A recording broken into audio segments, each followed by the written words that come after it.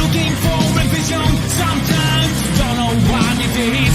They wake up, go has yet arrived. This is the life that's meant for me. Sometimes I look inside of me. Sometimes my days consist of fear. Real life is a fucking nightmare. Can I please have a sleep in peace? Who I am, what I feel when I dream.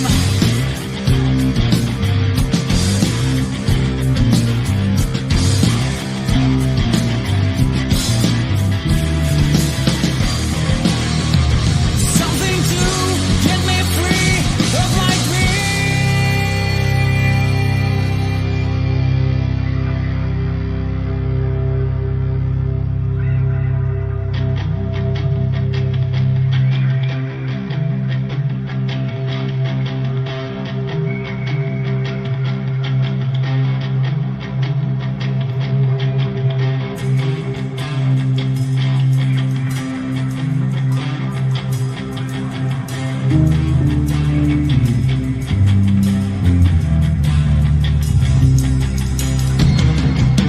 Ποτέ δεν τους πίστεψα.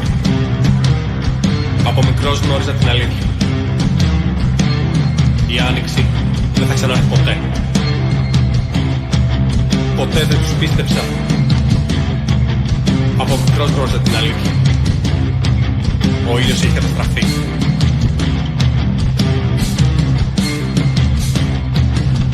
Στο φόλο ξημερώνει. Στο φόλο ξημερώνει πιο νωρίς. Με το πάτημα ενός κουμπιού. Όχι για να χαρίσει τη ζωή. Όχι για να χαρίσει τη μέρα. Παρά μονάχα γιατί φοβούνται το βράδυ. Το βράδυ με τα όνειρά μας. Το μεγάλο βράδυ που θα προλάβουμε να νικήσουμε τον εφιάλτη. Δεν θα ξυπνήσουμε ποτέ. Δεν θα ξυπνήσουμε ποτέ. Το μεγάλο βράδυ θα έρθει. Το μεγάλο βράδυ θα έρθει. Δεν θα ξυπνήσουμε ποτέ. Δεν θα ξυπνήσουμε ποτέ. Το μεγάλο βράδυ θα έρθει. Το μεγάλο βράδυ και η αυγή.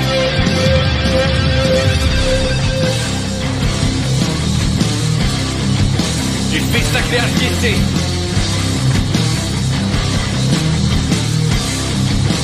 Δεν θα ξυπνήσουμε ποτέ.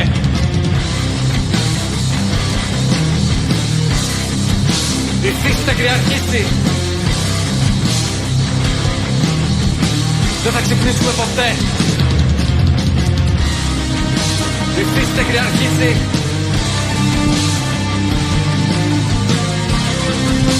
Το μεγάλο βράδυ θα έρθει.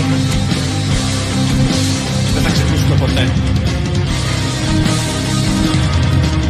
Η φύση θα κυριαρχήσει. Δεν θα ξυπνήσουμε ποτέ.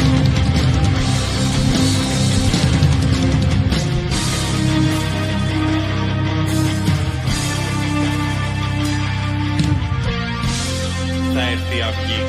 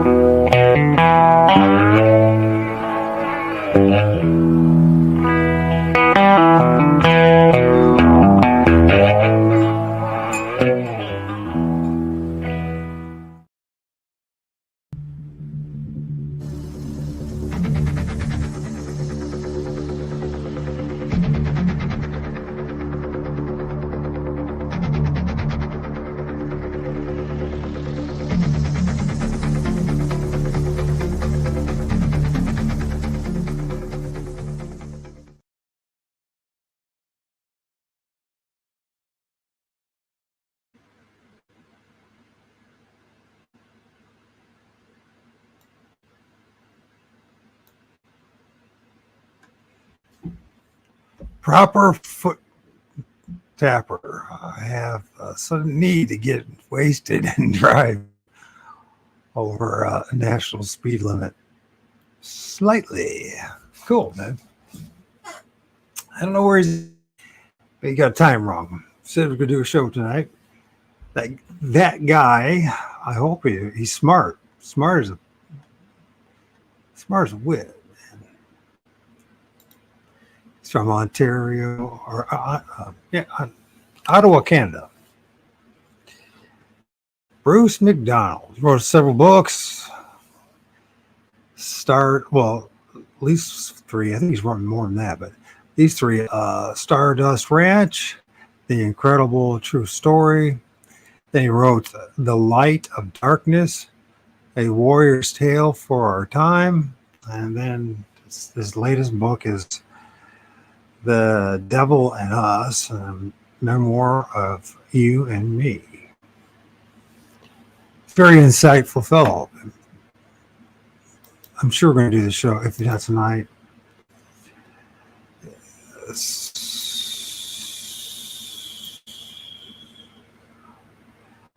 Well, so we're going to do it tonight. You can get it on Amazon, his books. It's got this Rumble channel. It's called Seen That Tinker 1. And he's a guy, smart guy. He moved to, I believe it's Costa Rica. Built his own house. Did all sorts of stuff. He's got a son. He's got a YouTube channel after his name, Bruce MacDonald. And, he's one of those guys that prepared himself, listened to the warnings the past 4 years, and moved to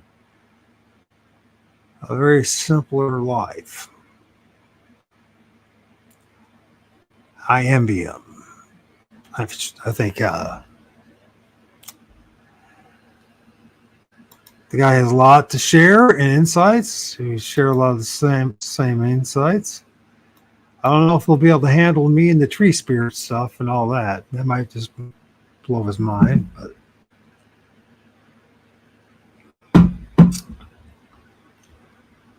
so he might, because when is the time in Costa Rica? It might be an hour behind us.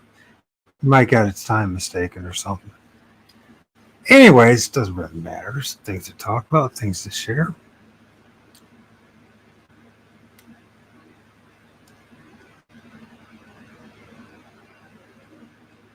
Simple life. Yes, sir. Build his own house. I can't think what they call it now. It's earth and something. They use like sandbags and rebar to make the walls. He did all that kind of stuff. Guy who pretty smart, prepared himself, understands the world, and has moved to a maybe a safer place. If the Deagle report's right, next year, us in the United States and you folks in the Ukraine, not Ukraine, UK, guy like you, Phil, I have a 2/3 chance of not making it. Because according to the Deagle report, the United States of America, the population would be lower than 90 million. 90 freaking million by the end of next year. And I wonder what it caused all that. The old jibbity jab, but it's not much better for the UK either. So it's a good chance I won't be talking to you, Phil, after the end of next year either. Gosh darn, man. That Deagle report, if that's right, we're all in a heap of lot of trouble. And he decided, you know what? I think it made a good idea to leave North America or the continent for a while at least. Go somewhere where maybe you get some fresh water and fresh food and have a growing season. You know what I mean? Can't blame the dude.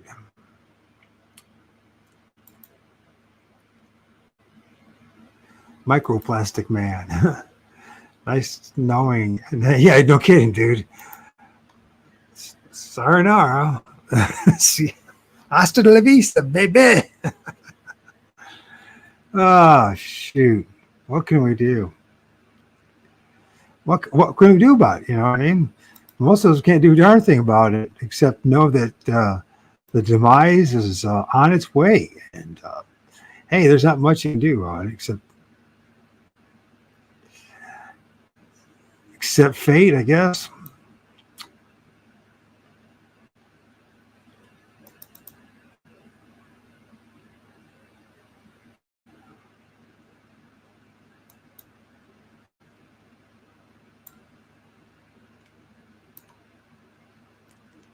See if we can do this. What's going on here?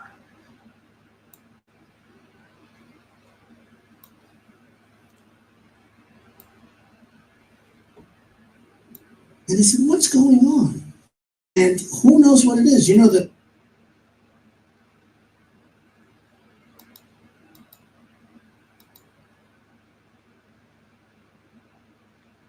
This could be a good laugh. We'll get into this.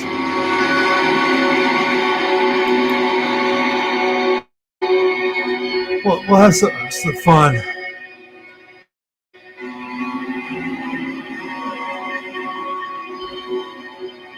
Oh, should I do this one? I don't know if I should do this. Should I do this one? Nah, I shouldn't do this one. Should I do this one? I don't know.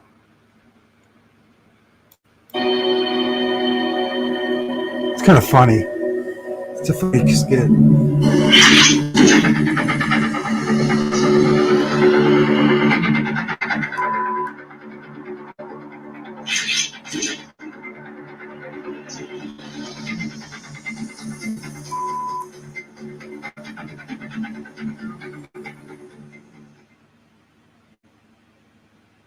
Dude, you call that branding? No. I kill millions of people. Pol Pot, you suck at genocide. No, I kill way more people. It's not about how many you kill.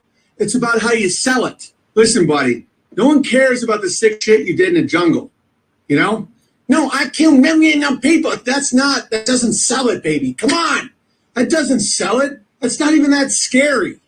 Everyone's, we line up and shoot everybody. Oh, big fucking deal. Well, no, where's the pile of shoes? I get put bullet in back of head and put in ditch. You're not getting it, Pol Pot. You're not getting it. You want to make an industry around your genocide to last for centuries? You need piles of shoes. You need soap. How fucked up is it to make soap out of people? Did people really do that? No, fuck no, they didn't do that. That makes no sense. Why would you clean yourself with people you find disgusting? I know. Why would they do that while they're fighting a two-front war? They didn't.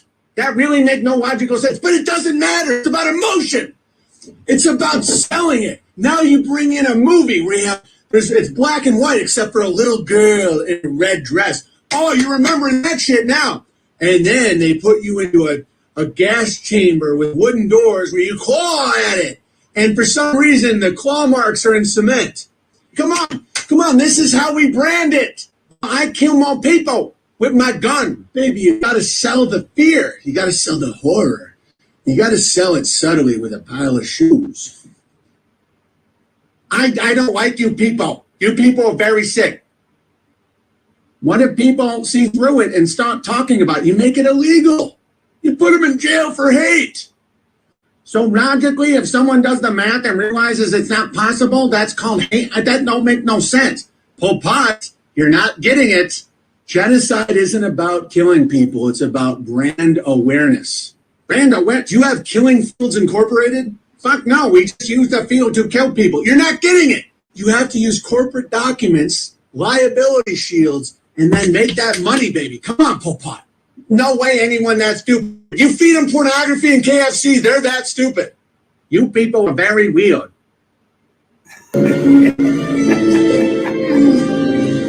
Mr. Thompson, what if your wife finds out? It's modern times. Everyone's doing it. Where did my Christian limo driver go? My pious husband is missing. The baby I chose to have baptized is gone.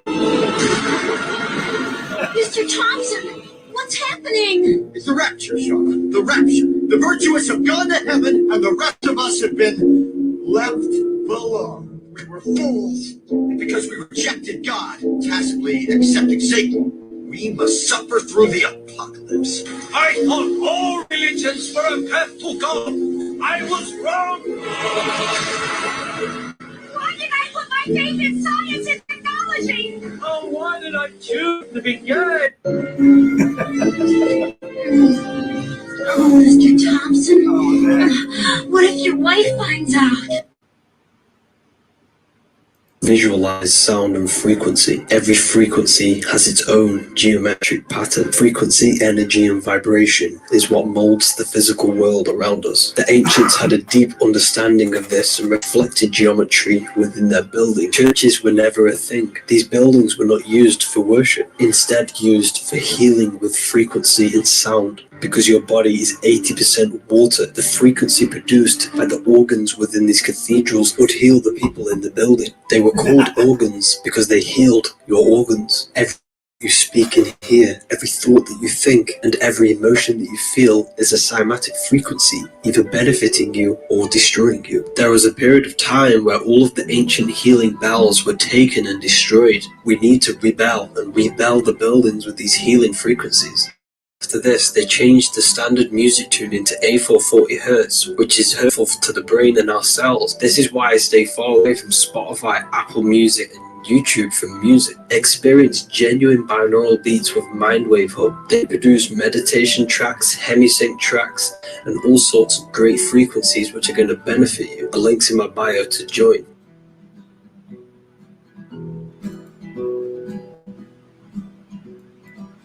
Geometric patterns laid up together create our physical reality. This reality is created out of frequency, vibration, and energy. Every vibration has its own specific geometric pattern. Just 500 years ago, we had a deep understanding of this principle because it was reflected through our architecture. You're probably thinking, where am I going with this? This is the effect of certain frequencies being played through water. Well, I'm here to remind you that every thought you think, every word that you say, and every emotion that you feel is a vibrational frequency, and you are made of 80% water. Your thoughts, emotions, and words are manipulating geometric structures within the water molecules within your body and your reality around you. Your mind is a manifesting supercomputer. All you have to do is to set your mind to the frequency of what you want, and you become that reality. This is why we call it a mindset. Dispute over an expensive piece of art after a little boy big accident. Watch as this 5-year-old boy reaches for an art sculpture on display at a community center, toppling the piece and knocking the boy down too.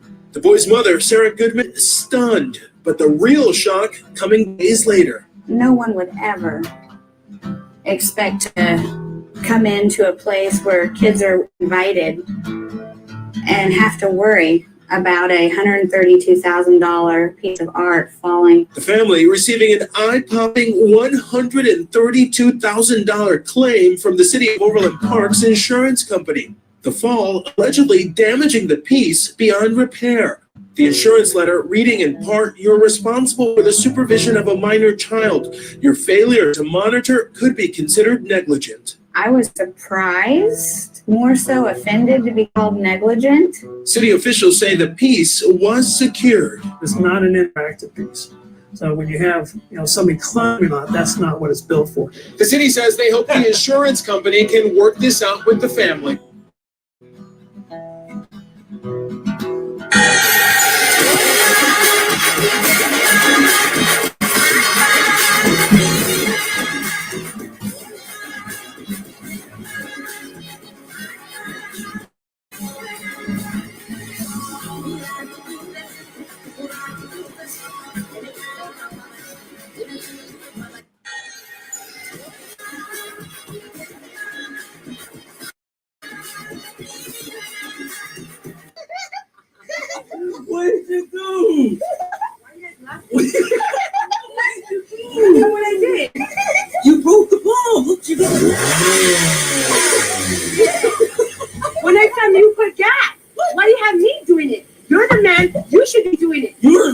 one, hard-headed. What kind of man are you? I told you I was gonna do it What later. kind of man are you? You should have been doing that. I Not told me. you I was gonna do it Now later. look what happened.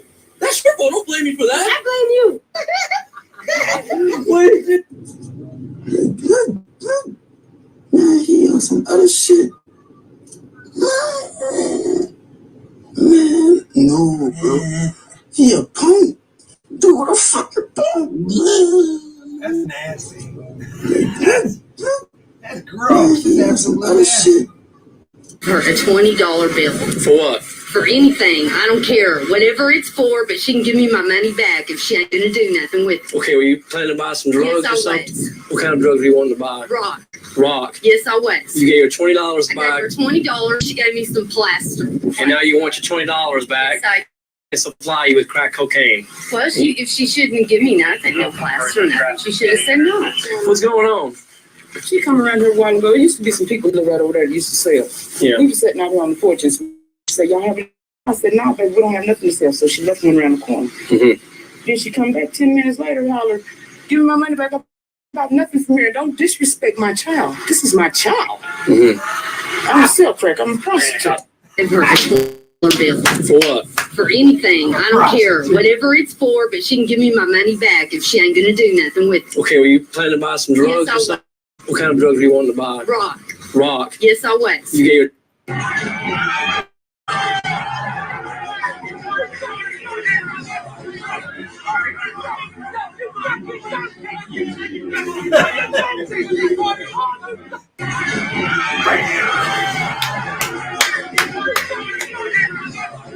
They yell at each other. Oh, that's him. He's been married for how long?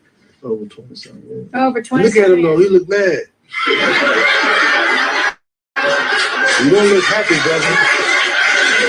You don't look happy.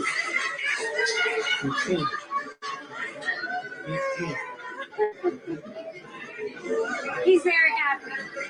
Richard Middenchow, a former TV show bailiff and current Harris County deputy charged with his wife's murder, now ordered not to attend her funeral. Bernard Spivey appeared before a judge today. He's facing very specific rules for his bond. David Gonzalez. They yell at each other. Oh, that's true. Ask him. He's been married for how long? Over 20-something years. Over 20. Look at him though, he look mad. You don't look happy, brother. You don't look happy. Up at the ballpark. She's thinking, yeah, foul ball, that'd be great. Don't need a shower, though. Plus, is the food ruined? Oh, yeah, those nachos are toast. Up at the ballpark. She's thinking, yeah, foul ball, that'd be great. Don't need a shower, though. Aloha. I was just about to do an interview on Press TV. It was going to be about a half hour long. And normally I do interviews regularly, so I don't generally care massively about doing them, but I always try and make the most out of each opportunity. This time, I really did want to talk, and I was very happy to have 30 minutes planned to do that, because this game that's being played with Syria, well, it's an indication of what I have been saying for many years, and which astute observers would have known for a long time. I'm certainly not the genius in the room who figured this out, but I'm one of the people who's been sounding the alarm. The powers that be want a third world war. They want a third world war. The incentive and motivation for them to have a third world war has been there for many years. And I have my own ideas as to why it has not happened to this point. But that gets into conjecture and opinion that really takes us away from the point, the most important point, which is this is a very dangerous game being played, has been played for a long time. When I was in my 20s, over 20 years ago, I came to that realization. I understood this is madness. This is crazy. We are attempting the total destruction of our planet, and ecologically, we're also, biodiversity loss, pollution, all this deforestation, topsoil erosion, we can go on and on and on. I realize this is not sustainable, and it's fucking crazy.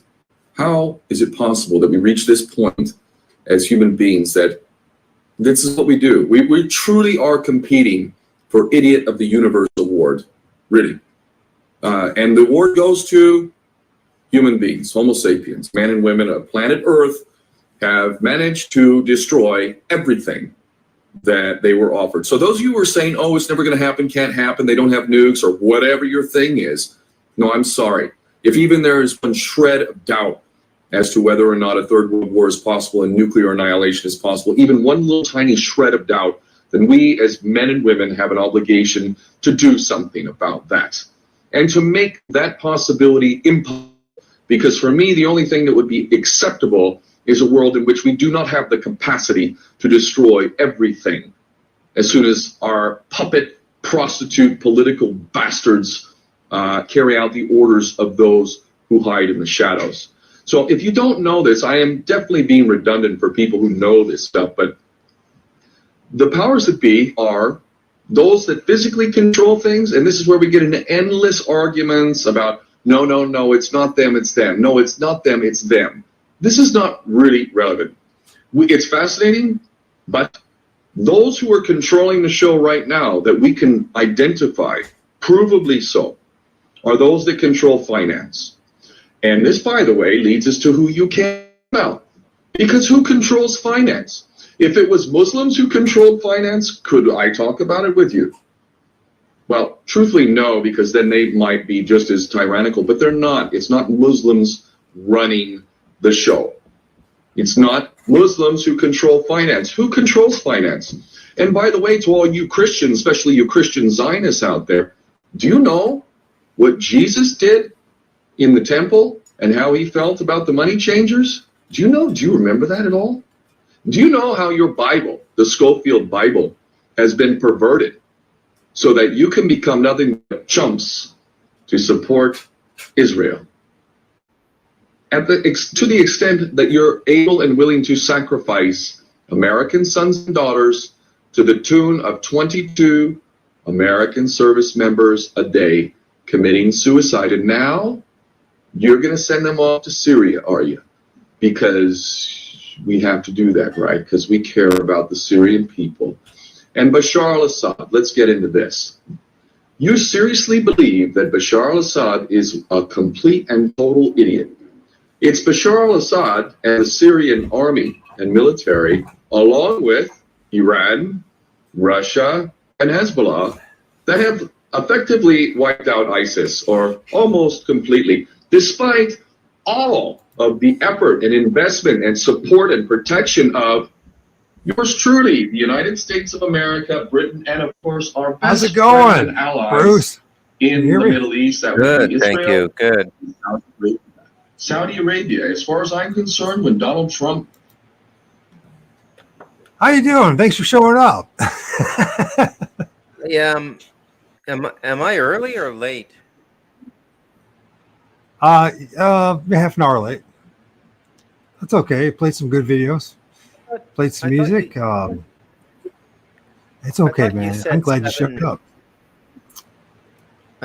I thought you said 7 p.m. Pacific Standard Time. No, it was maybe no. I put. Pretty sure I put 9 p.m.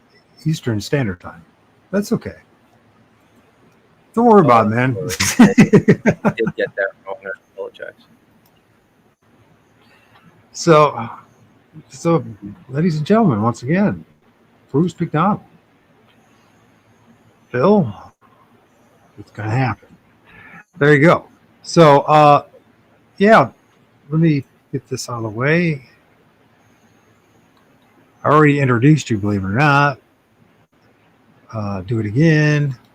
Phil's an author, and he also, by the way, he, has a YouTube channel called, this is yours, right, Bruce? Yeah. Yeah. Okay, he's got a YouTube channel, and he's got a Rumble channel. It's in the link is in the description below. It's good. I'm enjoying that part 5 of deglobalization. Oh, thank you. So, who am I? And who are you? So, Bruce MacDonald, you've written at least 3 books, right? 3 books, that yeah. being Stardust Ranch, and then The Light of Darkness, and The Devil and Us, a memoir of you and me. That's interesting. Yeah. I've been listening to some of the interviews and all that, and what's his name again?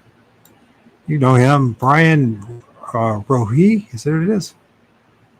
Oh, Brian Rue. R-U-H-E. Yeah. Yeah. Rue? Brian Rue. Yeah. So it's Canadian. And you're Canadian too, from Ottawa, huh? And you're in Costa Rica, is that correct? Yes. It's Costa Rica? Correct. Well, all I gotta say, you're one lucky dude, and you're a smart dude. And I heard your stuff. I'm like, finally, I found somebody I actually can relate to. I think, although my side of things you might not be able to relate to, but maybe someday we'll talk about that. We'll talk my discovery about spirits in the trees. Anyways, and it ain't pareidolia.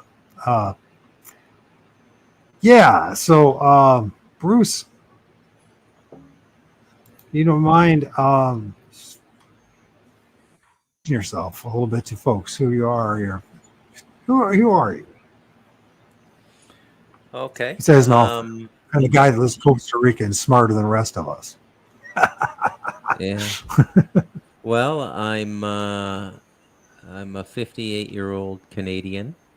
I was born in the nation's capital, which is Ottawa, the nation being Canada. Then I lived most of my life in Canada, in Toronto. And then I came over to Central America about a decade ago, 2014, like October 2014. It's almost like a full decade, yeah. Wow. Yeah. Same year they decided they were going to cause that war in Ukraine. That's very interesting. You were a little ahead of the game, huh? Yeah. And you built your own house too. I see that you built it out like sandbags and stuff. I'm sorry, you're fascinating. Actually, this guy's really a fascinating person. He can, try to figure out how not to keep my mouth shut and just let you talk.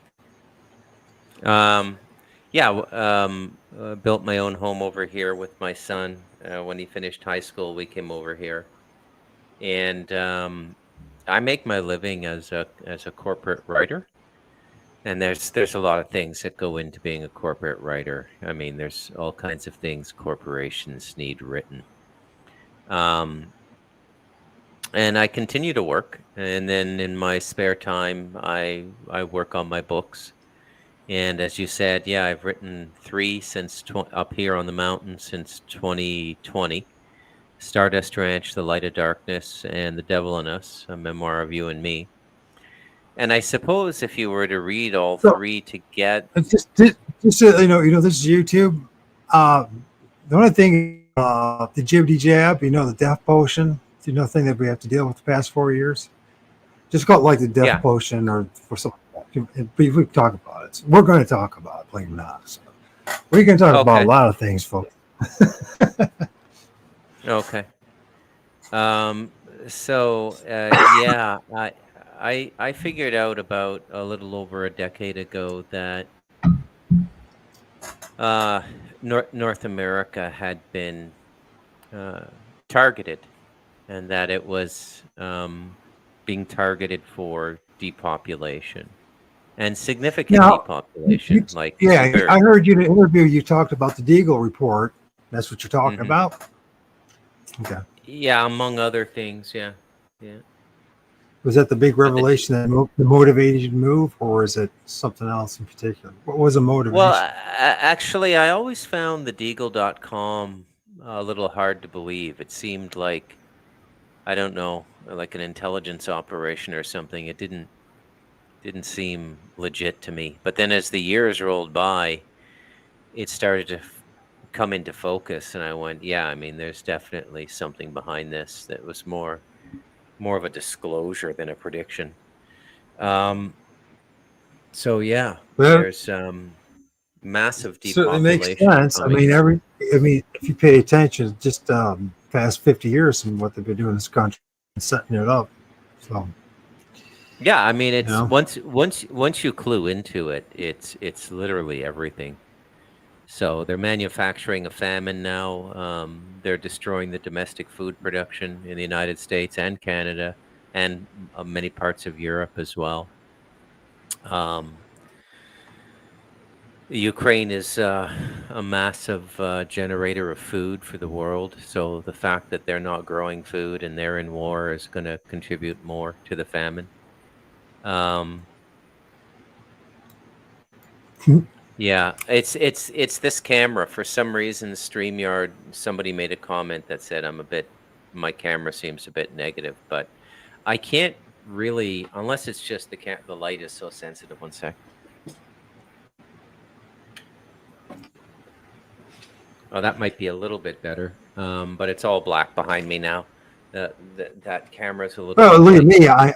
me. I don't even use a green screen. I kind of like my ghostly appearance. So Yeah. it's kind of Yeah. fun. I get a chance to show off the entities, these what do we call them, spirits, whatever they are, in the trees. And none of it's Photoshop. Believe it or not. So. Okay. So yeah, just direct the conversation however you want. You know, I mean, I'll let the interview. Well, I mean, so you seem to be acute on the big picture and what's going on in this place. How do I go about this? Well, I'm just going to go for it. So let's say, what is this place to you? In a nutshell, what is this? You know, you probably know about Bill Monroe, right? Yeah. You know Yeah, about Bill Monroe, so that's why yeah. you figured that Loosh Farm is where I got it from. So it should Um, give you an idea where I'm getting from. Yeah, I mean, I think I read the first Journeys Out of the Body in like, oh God, it must have been like 1986, 85 or 86 when I was like 20 years old. And then I read the sequel more.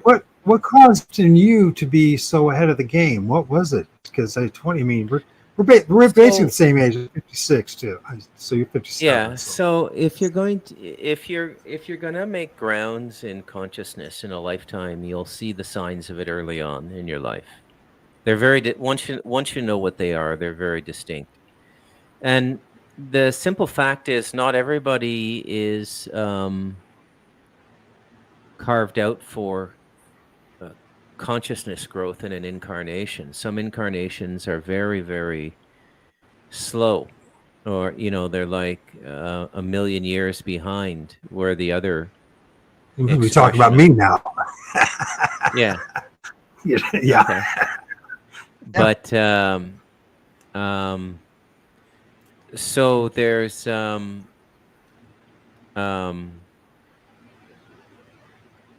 yeah, so there's all these things going on. So what's going on the planet? What is this planet? It's basically a farm. And it's an energetic farm for a form of psychic harvesting. And this would be like a fourth dimensional food. And this would be low-level entities on the fourth dimension.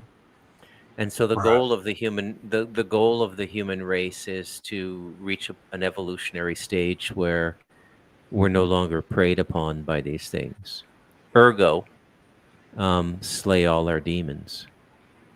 Right? Which is basically what I'm saying. Yeah. So that's what's going on. But this is definitely a farm. It's definitely ET run.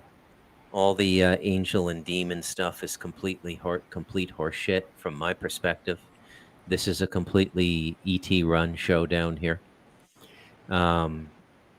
Every religion is a piece of extraterrestrial culture, an extraterrestrial cultural artifact, whether it be Vedic yoga or Buddhism or the Abrahamic religions. Doesn't matter. They're all some form of extraterrestrial artifact that were given to whatever races were seeded here. Okay, so we're not all the same. And that's another big thing that's going on here. I mean, we look the same, and we can say there's a commonality to being human. You know, there's 2 arms, 2 legs, and so on and so forth. But really, that's about it. Once you So start to look, my observation, I think that the most of the things that I've been filming, they don't look human at all. They might be humanoid like. So my theory is that whatever we actually truly look like, our true essence, probably doesn't look anything like this meat suit. yeah, What? absolutely, yeah, yeah. There's a kind of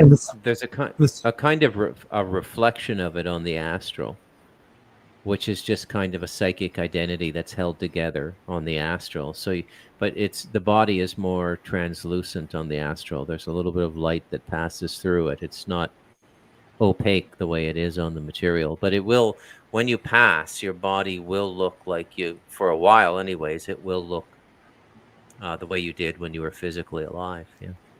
I wonder if that's part of the illusion that they offer up to us. So my theory is that once you go to the other side, we're either going to be love bombed to death, or we're going to be scared shitless to go back into the light.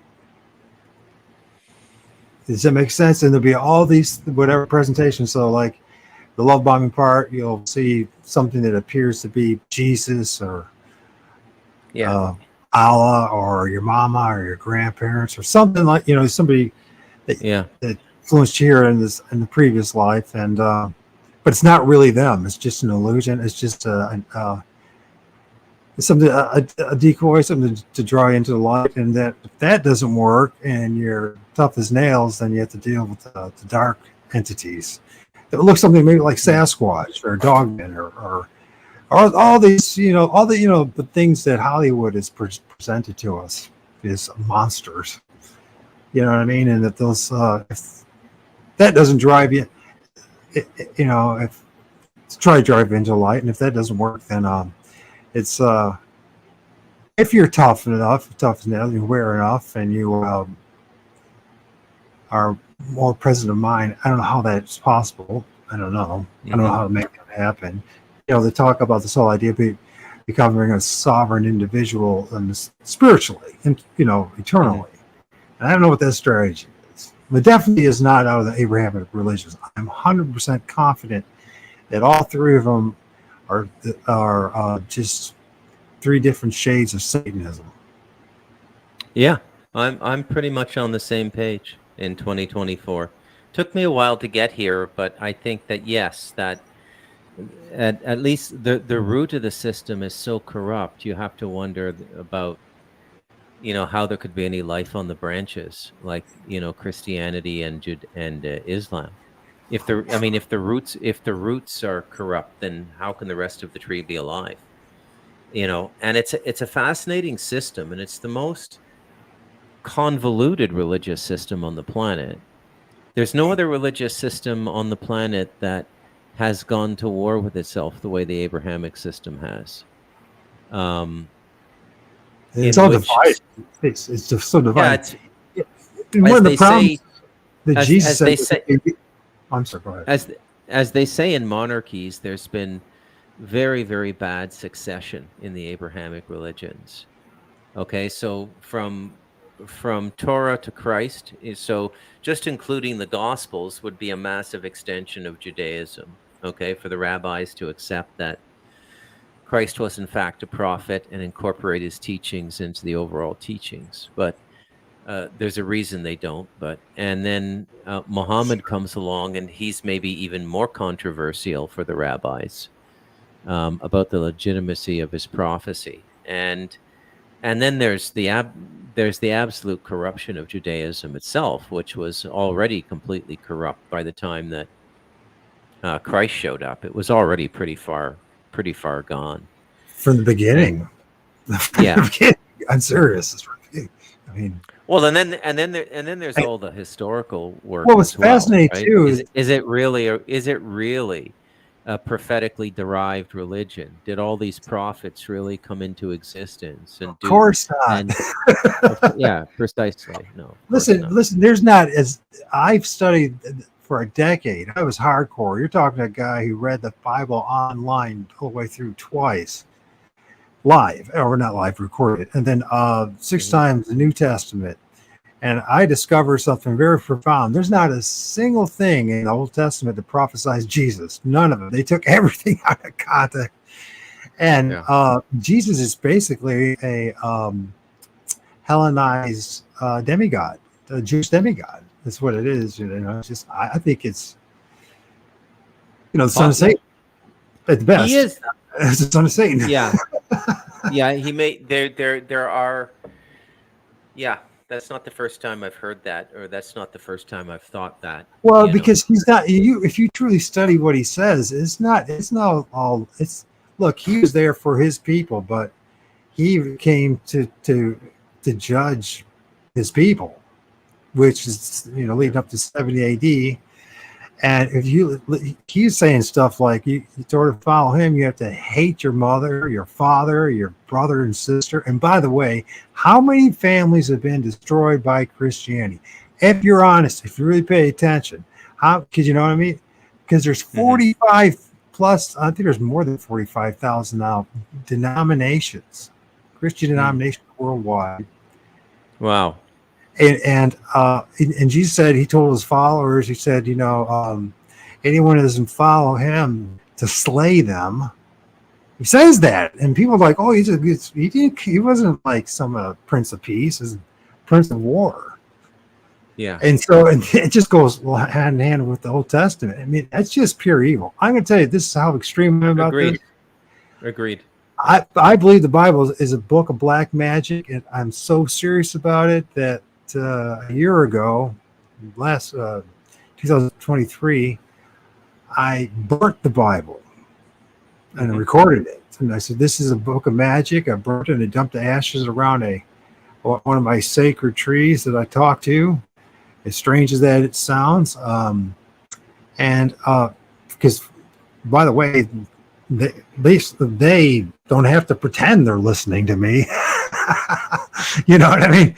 So, and there's a lot going on in those trees that people realize. And so I'm extreme about this. When I say it's a book of black magic, I know it's a book of black magic. Yeah, I'm inclined to agree. Actually, I can understand why you found some simpatico with me. Have you read Light of Darkness or Devil in Us? I have not. I have listened to your interviews, and I go, you know what? I'm going to.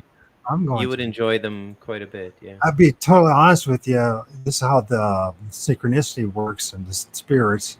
I didn't even know about you till yesterday. How'd you find out? I was listening to, and I hope this is not going to be the last time that you and I talk, because we got a lot in common. Spellbreaker's podcast, the one on YouTube. You know, he's been on there a couple times.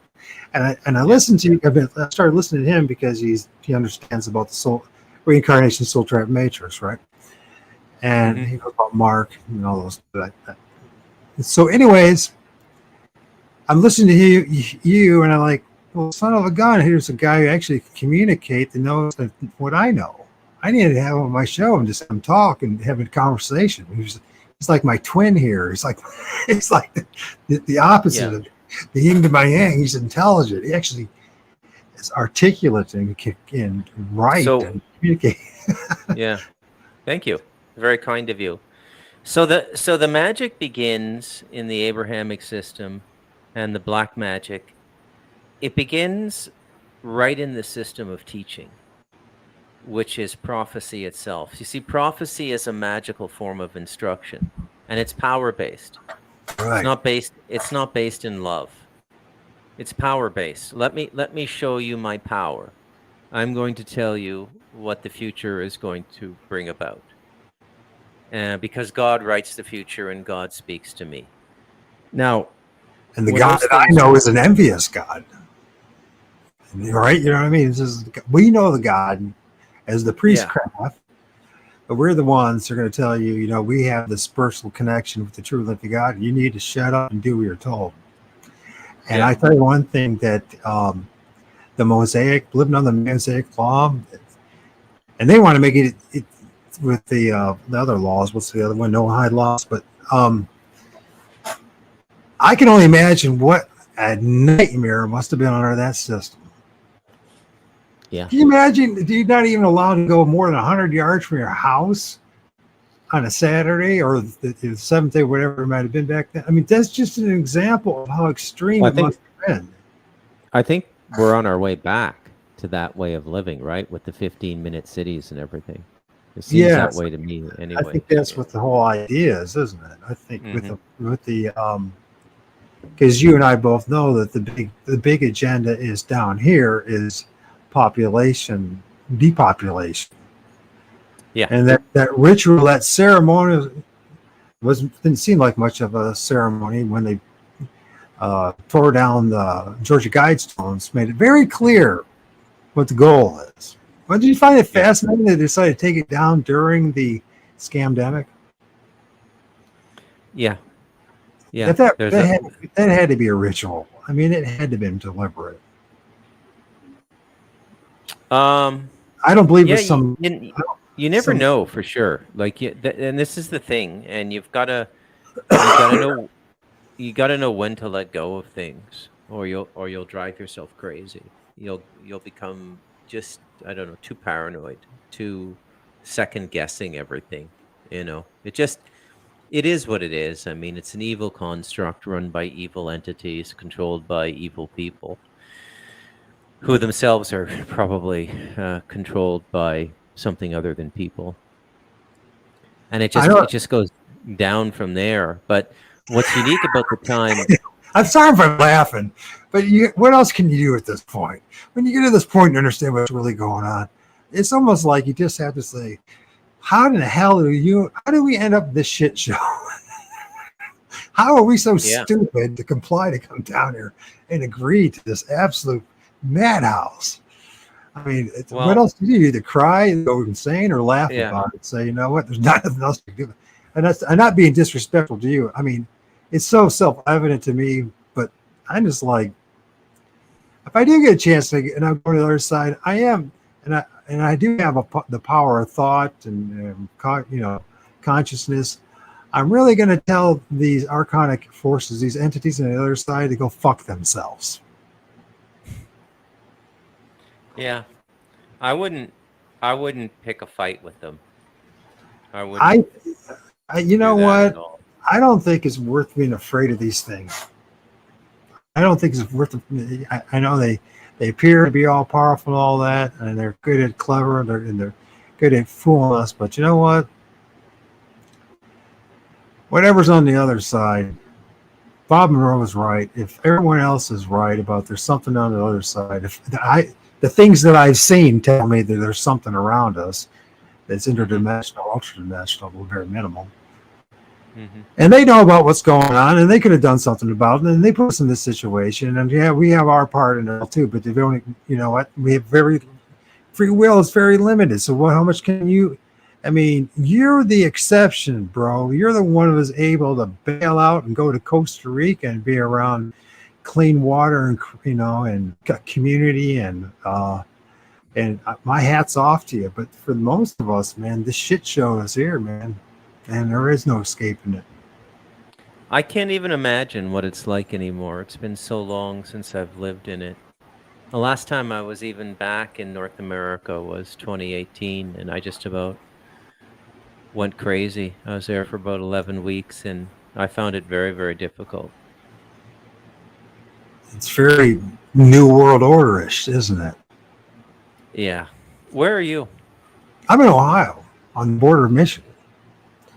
You know, when you're in Ontario, you know, the nation's capital, you notice about that building, it looks like a giant middle finger going up, giving whatever's up above us the middle finger. It does, yeah. Doesn't it look like that? Yeah, for those of you who don't know, he's talking about the Parliament buildings in Ottawa, and it does look exactly like that, yeah. I was like, is that like a middle finger to the United States, or is it to actually something up above us? You know, is that like to you and I, the rest of us, an insult? But is it some kind of? I mean, think about that. How did that become so universal as far as a symbol of the insult, the middle finger, right? Fuck yourself, right? Is that even saying that? Is that some kind of like spell that we're casting every time we do it that feeds these archonic forces? I mean, think about it. It's like an antenna type of thing. You know what I mean?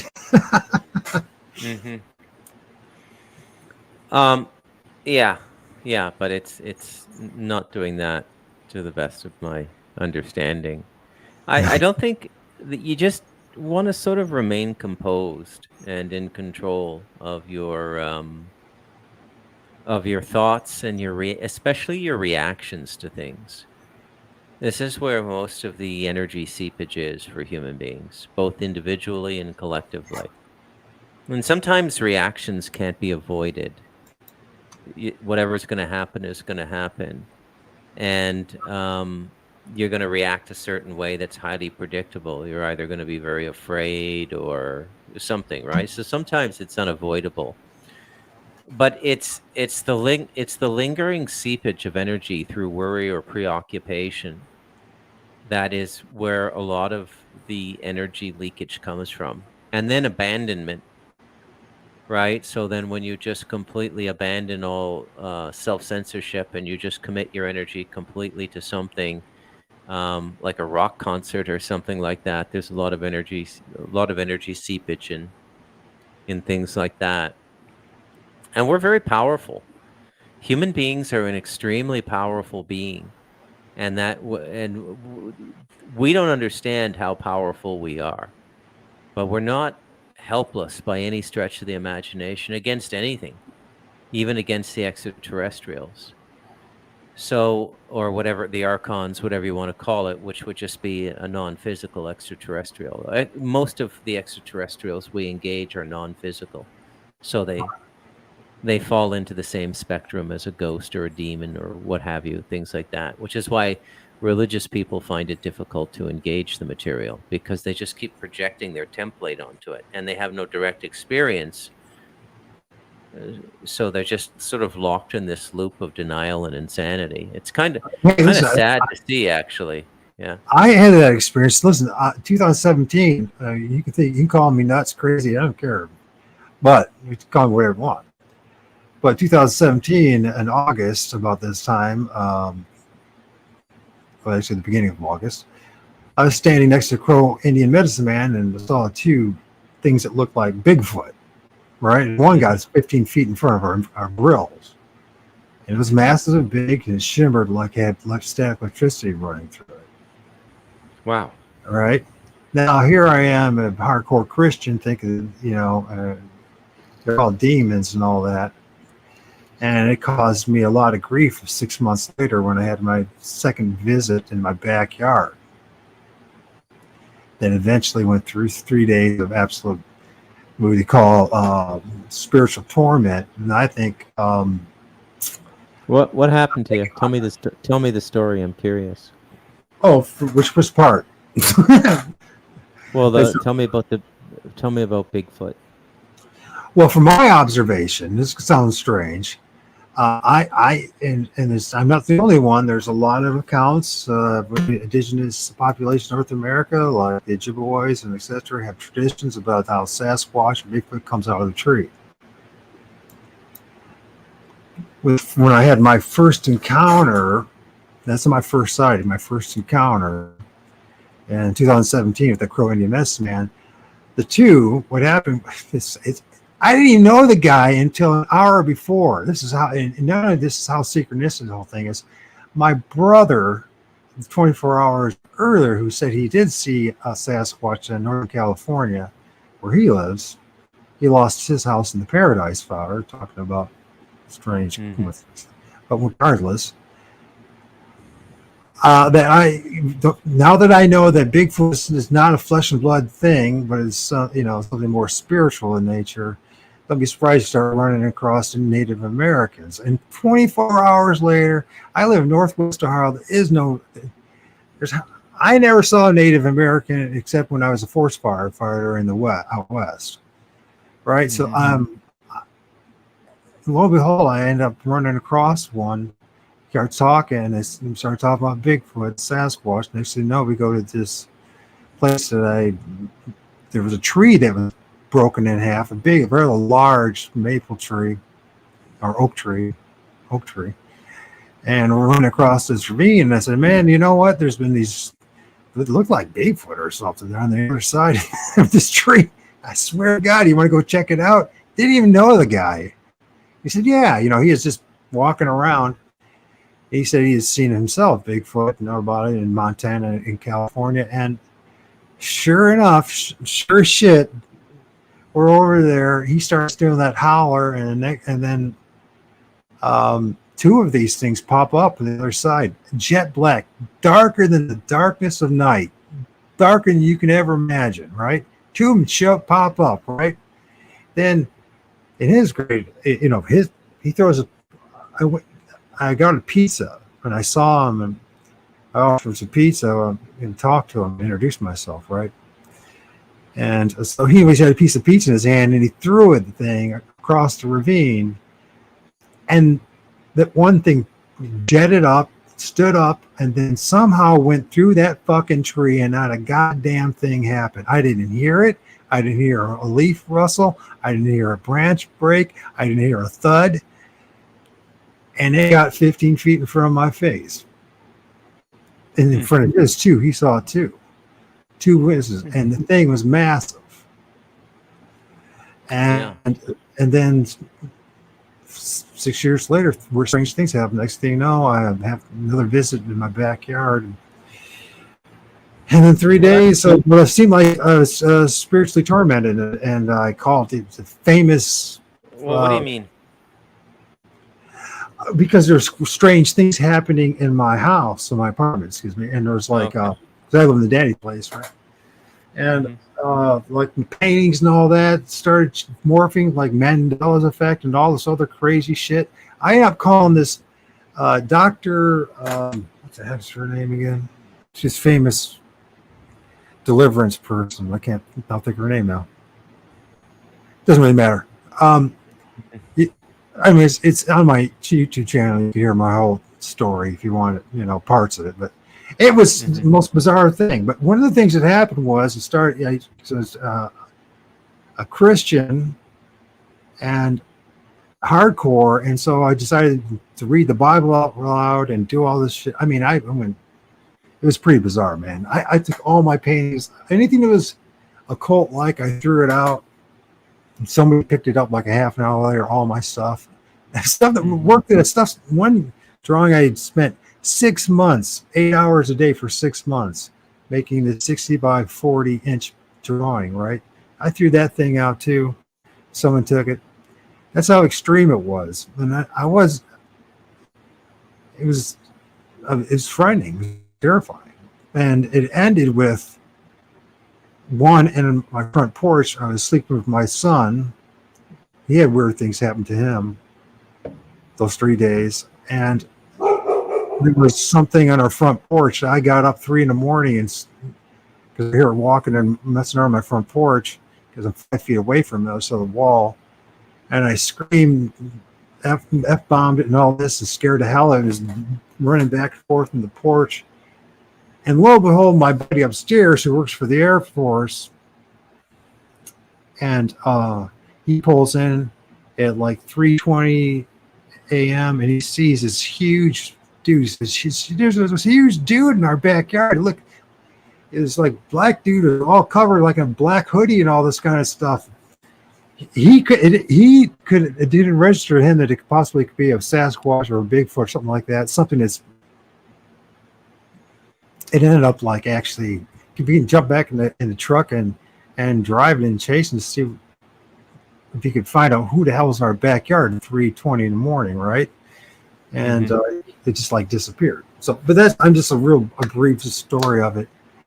But I don't think that, from my observation and talk to other people and the official narrative, I think that this thing that they call Bigfoot is an interdimensional being that's connected with the underworld, the middle world, which we walk upon. The underworld is below us, the root system. The middle world is the trunk, and the ethereal realm, the upper world, the branches. And I'm telling you, man, I seen one pop out of a tree, and I'm not the only one. There's video of it too, and everyone's going after the wrong thing, as usual. And that's part of the shit show of this creation, isn't it? It's all speculation, assumptions, and misdirection, misinformation, disinformation. You have to go through so much fucking bullshit to get to the point of knowing what's really going on. And when you do start to know what's really going on, you talk about the truth as a lonely warrior, you're on your fucking own. Would you agree with that? Has that been your experience? I mean, you have some friends, but you're on your own. You're gonna find companions in your journey, because There ain't no cult to join, and there ain't no church to join, and there's not some, a particular book or anything else that's going to answer what we're going through. Yeah. So there's no church to join. That's correct. Yeah, but you'll find companionship, and then you'll find, as you keep on the journey, some people. But it gets smaller and smaller, doesn't it? And more tighter and tighter, more meaningful and more meaningful. I mean, it's not like you. If you and then there's a bunch of people that are I think starting to clue in a lot. More and more. Like every year, I notice more and more people speaking about these things and speaking in a way that. So Archons, who are they? Please, do you have information? Well. Long story short, the Archons were a builder class of being who aided in the construction of this planet and this solar system, and then they didn't move on. They stayed here, and they've been sort of, I don't know, in an interfering position ever since. There's aspects of this planet which are different than most other places. There's a kind of a prize mentality to this planet. There's a wealth or a richness to this planet that is not entirely common in the universe. So that's one of the reasons. But yeah, you're going to find companionship, and the further you go, I think the big payoff is that you start to get spiritual comfort. Right, so there is a creator, there is a prevailing spirit that keeps everything together and keeps it as one thing, even though there's lots of dueling parts and polarities. But there's one thing here, and that one thing keeps everything together. And the more you get into the truth and uncovering it, and some of the uncomfortable stuff, I think it's in some ways counterbalanced by this grace, this presence of a divine creative force. And I think that's the big counterbalance for me. I don't think I'd be able to do this if I didn't have some sense of a divine being running the whole thing. I don't think anybody's got it right religiously, but there's no doubt that the general precept or the concept is correct, that there's a uniforce running everything. And then a bunch of subordinate forces and contracted agents that are managing various aspects of the creation. And a lot of times they can screw up.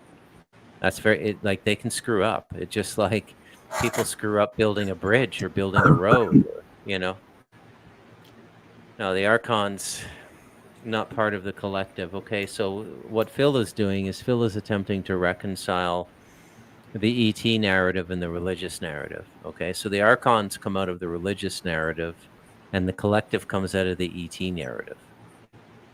So you got to reconcile which one you're going with. If you go with the ET narrative, then the Archons are probably some form of older empire oppression, like Star Wars kind of thing, like old empire oppression. Because those forces exist in this galaxy as well, right? And there's a bunch of low, right? Yeah, and then if you go with the religious narrative, it's sort of the same thing. Hey, listen, I've got to go for tonight. That's all the time I have. Is that all right? Yeah, that's fine. Yeah, okay, man. this has been a blast. Maybe we can do it again sometime. I hope so. I hope we have a couple parts to it. Okay, I look think forward I to think it. we have a lot to talk about. So I think so too. Very nice to meet you. Yeah, man. Thanks for showing up. All right, be well. Yeah, take care, man. All right. Bruce. That's a short interview.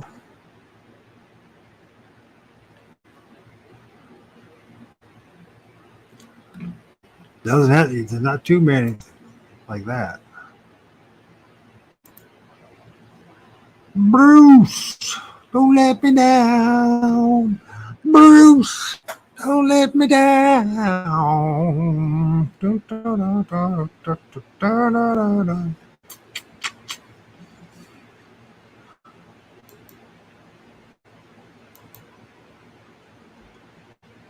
Well, it probably thinks I'm absolutely batshit crazy, and that's why I say you're on your own.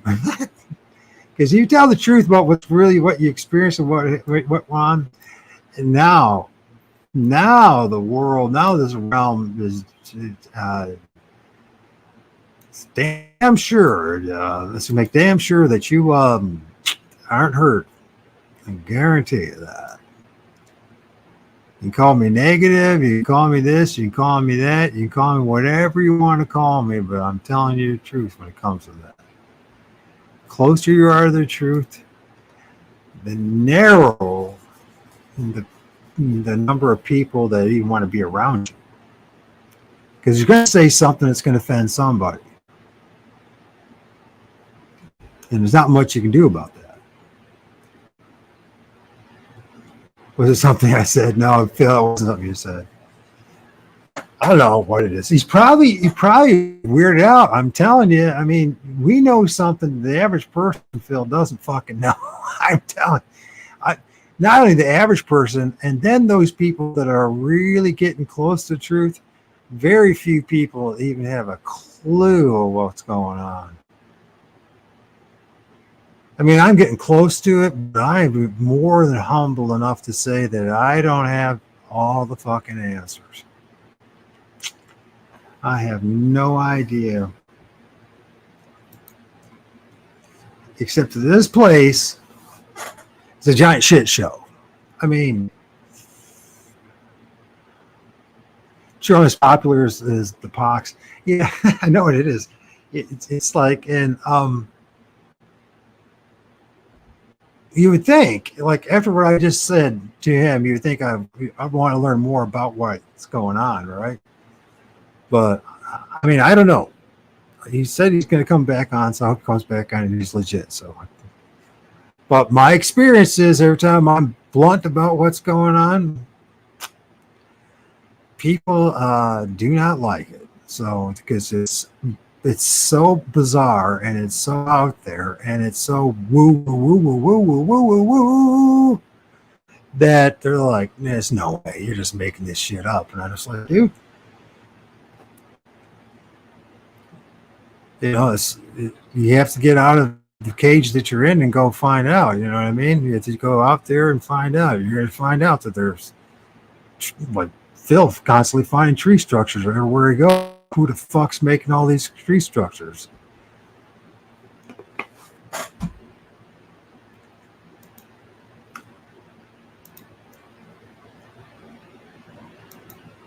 Sure, man, we'll make it happen. If he's game, if he wants to come back on. So, but you know, I just lay it out there, and my attitude is, because I'm already isolated for telling the truth, and I've been pretty much ostracized for just telling the truth, that if, you know, I'm not going to do this like, well, I'm going to tippy-toe on eggshells and tell people something, or just water things down just so I am accepted. You know what I mean? I'm just going to tell you the way it is, what happened. I don't care if you believe me or not. Because you know what? I probably wouldn't believe me. If I didn't go through what I went through, I wouldn't believe me one bit. Because the world had quite a hold on me. You know, the fascinating thing is when you can really step back and you realize you're living in some kind of cosmic dream. It's just like an illusion. Except you're in this fucking meat suit, so when you stub your toe, it hurts like hell, right? When you fall in love, your heart's broken, then you're devastated, right? Loss is awful, right? I don't think there's much of a lesson, though. That's my point. If somebody can convince me that there is a lesson, is honest about it, and so, this is the lessons that we're supposed to learn when we come down here, I'd love to know about that. The only thing that makes any sense to me is suffering and pain. And I know that sounds real negative, but that's just the way it is. We live in a predacious world, a world in which everything's feeding upon something else. And it's arrogant on our part to assume or think that we are the top of the food chain. And I think something's feeding on us, and it feeds through our the Loosh that we produce, our emotions. Maybe Bob Monroe was all full of shit and he made it all up, maybe. But what thing that I've heard so far that makes sense is that the reason why we're here is somehow we were snookered into coming down here to produce Loosh through our emotions, or anger, or pain, or making love. You know what I mean? All these things that we go through on the emotional level, right? In a psychic level, I think there's things that truly feed upon that. And then there probably is something that's called ET, something that's more, it comes in and manifests as flesh and blood and is able to probably eat you for dinner physically. But I think the thing that these entities get their biggest rocks off is when they see us being violent, war, and suffering, and pain, and blood. Blood is the answer, and it's just sickening and as disgusting as it sounds. Blood is the answer. Really, I want to talk about that too, because it seems to me that these entities, especially the ones that feed off more of the biochemical level, they need blood. I'm not just talking about human beings. I'm talking about whatever these archons, these entities are. And archons might not be the right word. Maybe demons in the end day is the right word. It's just not used in the right, not applied properly, right? But whatever these things are, these things feed off our blood. And this is the reason why all the people at the very top do blood rituals. And part of these blood rituals is war, physical war. And it's not just about calling the herd. It's not just about, reducing, competition, right? You got to make sure that young men go to war constantly, right? People getting sick of that. They're still going to try to do that. It's World War III, and I think they're going to have a hard time. I think it's people are sick of war. And thanks to the media and all that, and I think that they're going to use the death potion and things like that, and whatever is in the sky, and food and everything to eliminate our population. They need to manage it. The best way to go about this reducing population is to manage it, not just blow it all up, right? Or just to stop all the food production or whatever. And click in a moment, right? On a set date, but to do it slowly, the slow kill, right? Perfect examples going on in Germany right now with the Nord Stream pipeline, whatever it's called. Anyways, the West blew it up. And who's suffering from it? Russia? No, Germany. What are they trying to do? I think they're trying to do a major population reduction. And one of the biggest groups they want to get rid of is, and it sounds racist, but it's not, is Europeans. The European descent, because we're the highest culture, right? And so they think they're going after the Europeans and North Americans right now. And the way they're doing it, one of the things is population replacement with all of these illegal aliens and what's going on in Europe and the UK and all that. And they're not, but an awful lot of these are young men of warring age, and but most of the people are probably coming across just good intent, and it's just like what the old Roman Empire did. Whenever it conquered an area, it would repopulate, relocate people. You read about it in the Bible too, right? This is an old strategy of empires, as they relocate populations.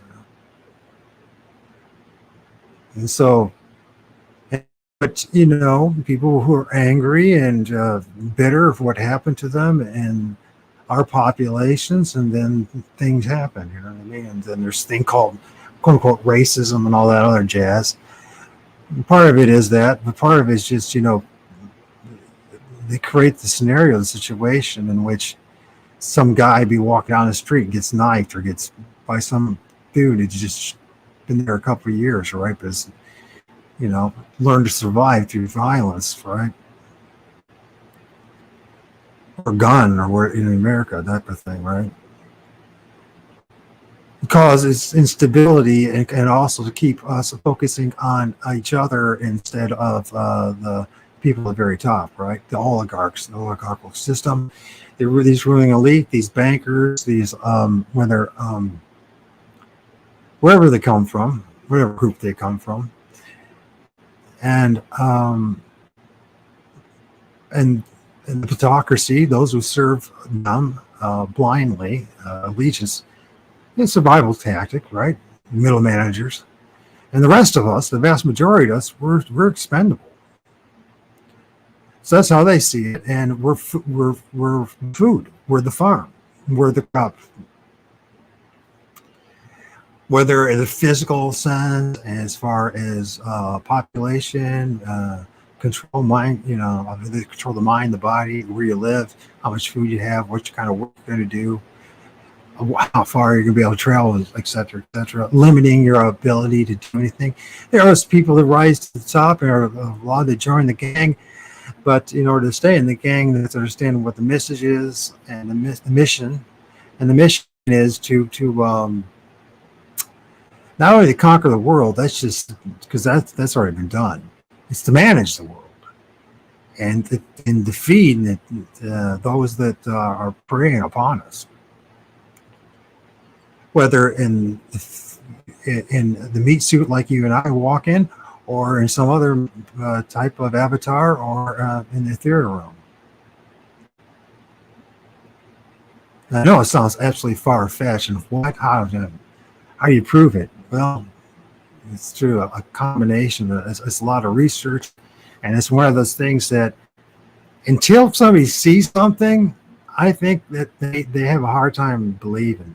You know what I mean? They're just going to say it's full of shit. They're just going to believe it's just...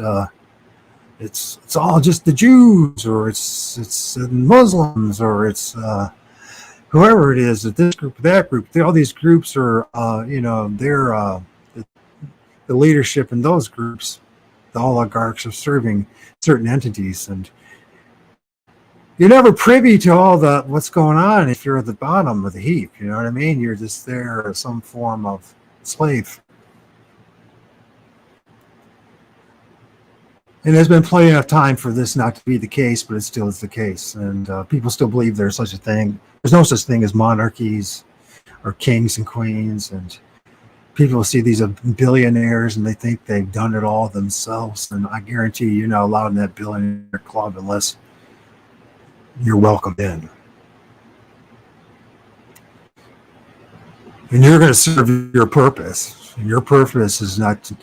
Oh yeah, you'll be rich and powerful and blah, blah, blah. But only so far. And if you don't go along with the club, then we'll just take you out. Billionaires can be replaced. They're more easily replaced than freaking the average poor pauper. People just don't realize that.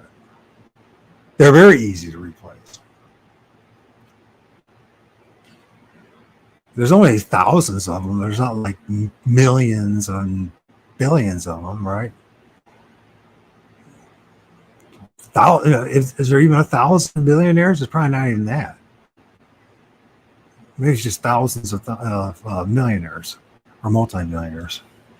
regardless of what the number is, it's rather small, and it's a small club in which themselves can be easily managed by whatever's managing them. And I believe that these things are interdimensional, come in and out. You can call them spirits, you can call them demons, you can call them whatever the hell you want to call them. Because the fact of the matter is, unless you're in the club, you have no idea. And those of us who get privileged to have some kind of action on the edge, the periphery, we spend the rest of our lives trying to figure out what it is. And it's not just human beings. It's not just human beings that are laughing at us. There's something else that are laughing at us. As we search and search and search and search truth, and it's like we're designed to keep searching for the truth, and it keeps on further and further away.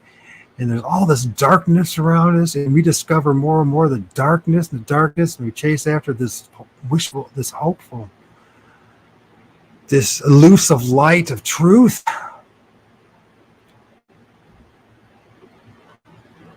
Think about that.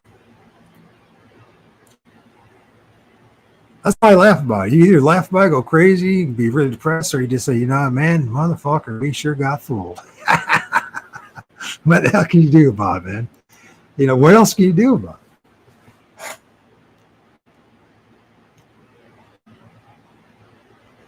Well, human beings are evil. We do all sorts of atrocities. We're very thoughtless in our actions. There's an awful lot of people who are willing to do just about anything for a paycheck. And, the amount of lying, deceiving. I think, it's amazing. An amazing person is someone who's truly honest. If you're truly honest, you're not going to be likable. You're going to start saying things that are just not going to make people fucking happy. And you're going to sound like you're negative and you're a Debbie Downer and all this crap. But the fact of the matter is, the more and more you're honest about shit, is more just like, people don't want to hear it. They want to live in their illusion. They want to live in their fucking fantasy. The reason why this place is hell is not just because of human beings. We do awful, terrible things to each other, but man, just think about, like those of us who live in the northern hemisphere where it's cold and you need heat in the winter. Oh, that was just turned off just like that. Or there never was it our ancestors who had, constantly burning a fire for frickin', 24/7, day after day after day, just to stay warm. And then you have to wear all this different type of clothing because we're not designed for the environment. Something threw us in here. We weren't just bred this way. This is not just this big part of it, husbandry. We were designed in a way that we don't fit. We're not meant to fit. I think we were designed here to destroy this place. And then along destroying it is destroy each other. Entropy.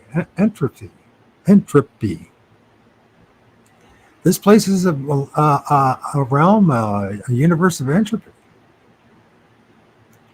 Sure, there's growth and there's rebirth and all that necessary there to furnish and satisfy these archons, the Loosh that needs to be produced, whether it's from the plants, the animals, ourselves. We're the highest form of it, the greatest form of manufacturing it. But it's a very predacious place. Everything feeds upon everything else. And each and every creature and everything that's here is a precarious situation in which you have no idea how and what's going to happen to you.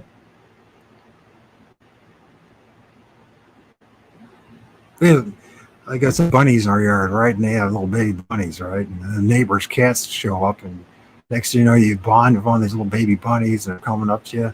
And then next thing you know, it's being, taken away by a neighbor's cat to be eaten. That's something you would create. That's a very mild example of how violent and predacious this place is.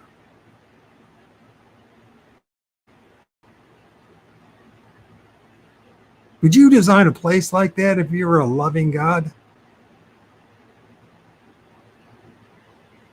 What kind of a loving, caring God will put us in this circumstance in the first place?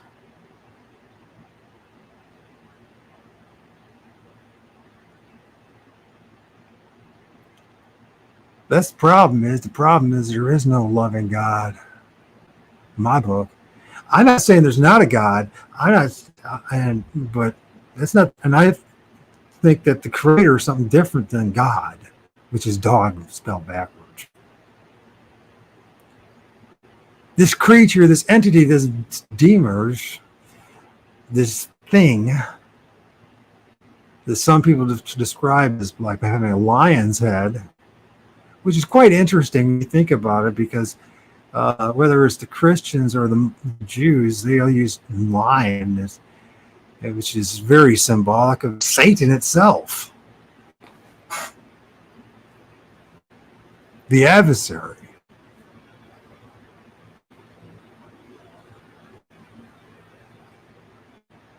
I know it's not a pleasant thing to hear.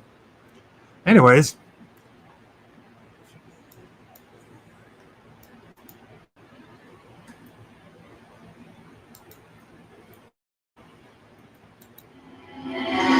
everyone, welcome to this discussion on Yahweh is not loving. It seems quite unnecessary to even devote the whole video in a second. I just want to put 2 or 3 videos to cover this at least. It seems unnecessary to even do a series of videos on this topic when what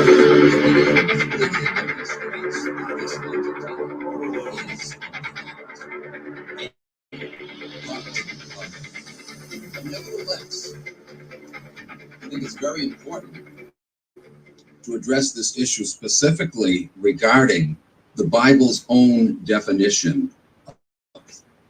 That's what we're going to be doing here.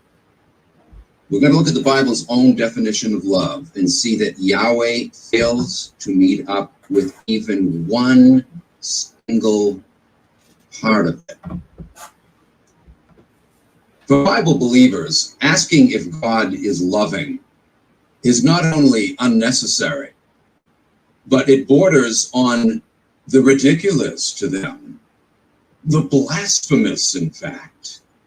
Blasphemy! To question God, of course he's loving. If he's loving, then his book, often referred to as a love story. I've heard the Bible referred to as God's love story about us. Yeah, right. But again, if it were true that this entity is loving, then his little love story would bear that out, wouldn't it? Upon investigation of the Bible, we would see into things that not only this deity is claimed to have said, but the things that this entity is claimed to have done. Both would testify consistently and persistently that this entity is, in fact, love.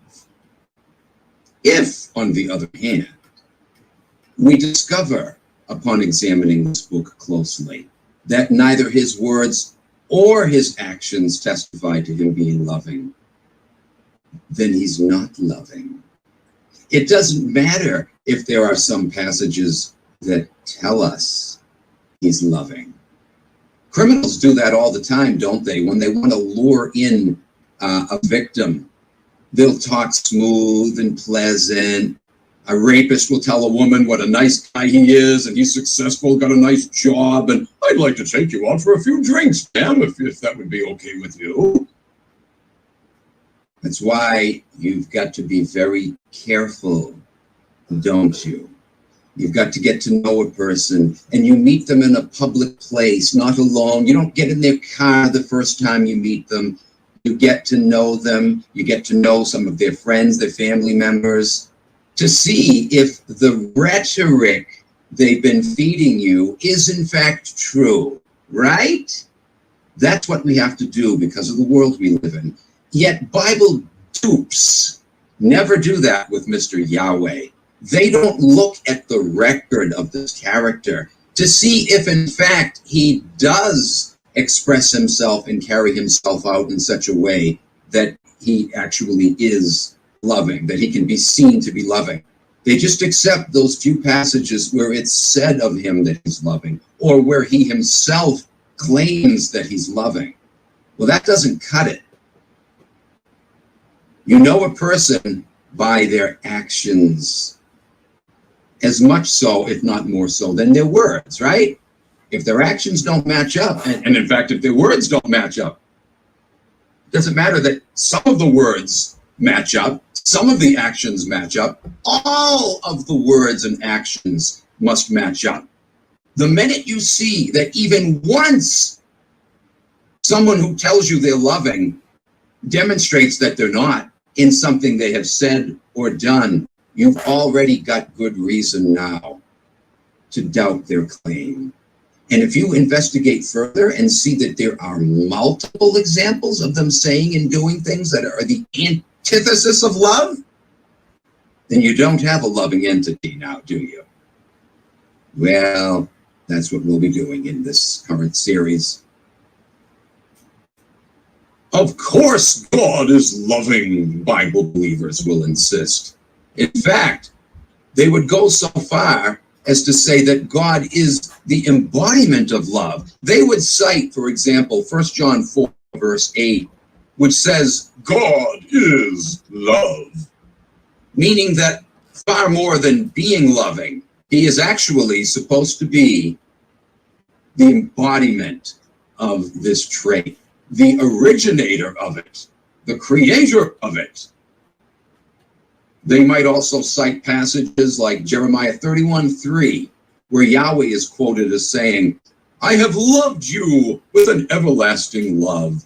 Therefore, with loving kindness have I drawn thee. Oh, break out the tissues. It sounds so endearing, doesn't it? Oh. And Bible dupes stop there. See? He says he's loving, and he draws us with loving kindness. That ends the debate right there. Oh, no, it doesn't. Any more than a rapist who tells his potential victim, yeah, look, I'm a nice guy. Here, look, here's my graduation certificate. Look, I have a PhD in this, that, and the other. I have 5 PhDs. Who cares? I want to see what kind of person you are. I need to observe you in action. I need to talk with people who know you. Bible dupes never do that. Yahweh says he's loving, so therefore he must be. And I have several other verses here where some of his fan club members say he's loving, so that's it. Again, they cherry pick. They read that book selectively. They don't look at the whole record. Well, I hate to rain on your parade. Actually, I love to rain on your parade, come to think of it. And I'm going to rain torrentially on your parade. We're going to look at the record of little pretty boy Yahweh, and we're going to see that he is neither loving, nor compassionate, nor tender and merciful and gracious and patient, and all those other phony attributes that they apply to him. I mean, attributes that they apply to him in a phony way. The attributes are beautiful. They're wonderful attributes, but they don't apply to this thing. Certainly, if we just paid attention to passages like the couple we just cited, the way Bible dupes do, we would have no choice but to conclude, well, yeah, he must be loving. If we just read with tunnel vision, like Bible dupes read the Bible. But again, we're not going to do that here. We're going to step back and look at the whole, look at the whole picture and see that Mr. Yahweh fails the love test at every freaking turn. And we'll do that using the Bible itself. To determine whether or not Mr. Demon in the Clouds is truly loving. What better way to do that than to test him against the Bible's best definition of love? In fact, there really is no other definition. It's certainly not one that goes into the detail that this passage does.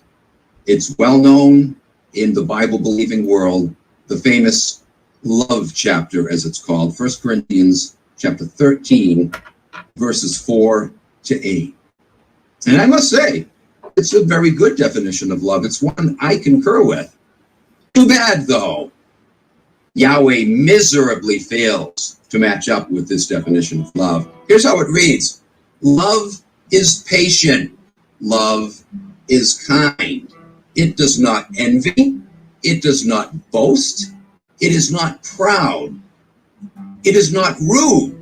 It is not self-seeking. It is not easily angered. It keeps no account of wrongdoings. Love takes no pleasure in evil, but rejoices in the truth. It bears all things, believes all things, hopes all things, endures all things. Love never fails. Again, 1 Corinthians 13, 4 to 8. Does Yahweh's version of love match up with this definition? Again, it's a good definition, right? But Yahweh's version of love fails miserably. Yahweh can claim all he wants, the great liar in the heavens, that he's loving. I don't care that he's loving. When the record shows he is anything but loving. He is the absolute inverse of loving, according to this very definition we just read. So for the duration of this series, we're going to break down this passage of 1 Corinthians 13, 4 to 11, bit by bit, and see that Yahweh does not match up. And thus, all the claims made about him, all the claims he makes about himself as being loving, are bold-faced lies. Let's begin with the first statement made in this passage, that love is patient or not easily provoked. Is patience truly one of Mr. Yahweh's attributes? Well, not according to these next several gem passages. Let's start with Isaiah 54, verse 8. In a surge of anger, says Yahweh, I hid my face from you for a moment. But with everlasting kindness, I will have compassion on you, says the Lord, your Redeemer. So in the long run, he says, yeah, I'm going to have everlasting kindness for you. But right now, in a surge of anger, I hid my face from you so I could allow you to get in all kinds of trouble, and I'm not going to intervene. I don't care what happens to you for the time being while I turn my face away from you, because in a surge of anger, I turned away. Imagine a loving father telling his kids, you know what? I don't care. If you get hit by a car in the next 5 minutes, I'm so angry. In a surge of anger, I'm turning my face away from you. And if you're still alive after that and didn't get hit by a car, then I will bestow my everlasting kindness upon thee. But in the meantime, I don't care. Does that sound like patience to you? In a surge of rage, I hid my face from you. Love, patient, and not easily provoked. Already Mr. Yahweh fails that one, doesn't he? Oh, but we won't stop there. In case you're harboring any doubt, or you can poo-poo that one away, let's look at some more of the record here. Mr. Yahweh's extreme lack of patience. Deuteronomy 9, verses 7 and 8. Here we read. So here it is. It says, remember, do not forget you provoked the Lord your God to wrath in the wilderness. You know, this is speaking in reference to the Israelites turning to idolatry, worshiping the golden calf. Don't forget how you provoked the Lord to wrath in the wilderness. From the day that you left the land of Egypt, you know, supposedly being freed from slavery, until you arrived at this place, you have been rebellious against the Lord. Even at Horeb, you provoked the Lord to wrath, you know, Mount Sinai. And the Lord was so angry with you that he would have destroyed you. Again, does this sound like patience, slow to anger? He was so angry, he would have destroyed you. And it's true, if you go back to the story of, actually this happened on numerous occasions, but this is speaking specifically about the, you know, the making of the golden calf. And Yahweh was so angry with Israel that he told Moses, let me destroy this people and I will create another one. And, you know, according to the story, Moses had to talk Yahweh out of throwing his little temper tantrum and wiping out all of Israel. No, Lord, be it far from you. What will the heathen say about you when they see that you have gotten so angry and dealt so harshly with the Israelites? And then, you know, supposedly Yahweh backed down and said, oh, yeah, that's true. Like the great all-knowing Yahweh wouldn't have thought of that himself. But anyway, is this patience? 2 Samuel 6:7, we find something similar here. It says, and the anger of the Lord burned against Uzzah, and God struck him dead there for his irreverence. I simply have to mention the context of this story. What was going on here is that, well, first keep in mind that Yahweh stated that no one was ever to touch the Ark of the Covenant, and that the moment they touched it, they would die. It's sacred, and, you know, unclean, sinful human hands are not to touch it. In fact, he even said you're not even to look into the ark, let alone touch it. But anyway. So it happened on this occasion that the ark was being marched through the streets, and Uzzah happened to look over and see that the ark was about to fall off of the platform it was being carried on. So he reaches over to catch it so it wouldn't get damaged. He sees it's falling. He reaches over to catch it and to secure it back up on the platform, and it says, instantly the anger of the Lord burned against him, and God struck him down there for his what? His irreverence? How was that irreverence? He wasn't saying, I don't care that you said not to touch the ark, God. I'm going to touch it anyway. I'm going to catch it from falling. He wasn't doing it out of rebellion.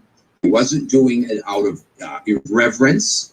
In fact, he was doing it out of reverence, according to the story. He didn't want it to fall and get damaged. So out of impulse, he wasn't even thinking at that moment, oh, wait a minute, God said not to touch the ark. He didn't even take time. He didn't have time to think about that. His concern was that this so-called sacred article would not be damaged. And yet Yahweh, the patient one in the clouds, struck him dead in an instant. The great Yahweh didn't know that this wasn't an act of irreverence.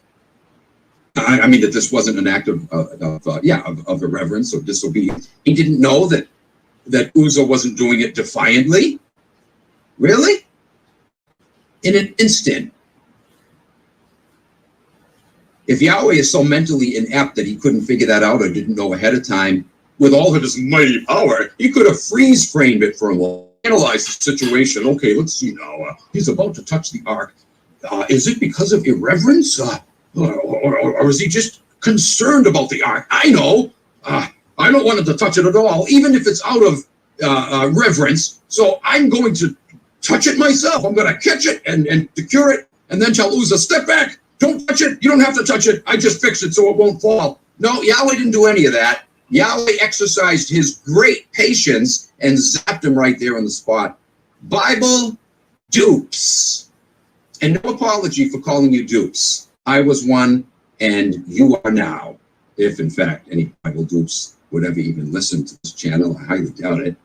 But just in case one slipped through the cracks, Bible dupe, are you going to tell me that Paul's definition of love in 1 Corinthians 13 applies to your God? You're going to tell me he's still loving? Patience is the very first element that Paul lists in describing what constitutes true love. And Yahweh has already failed the truth test or the love test.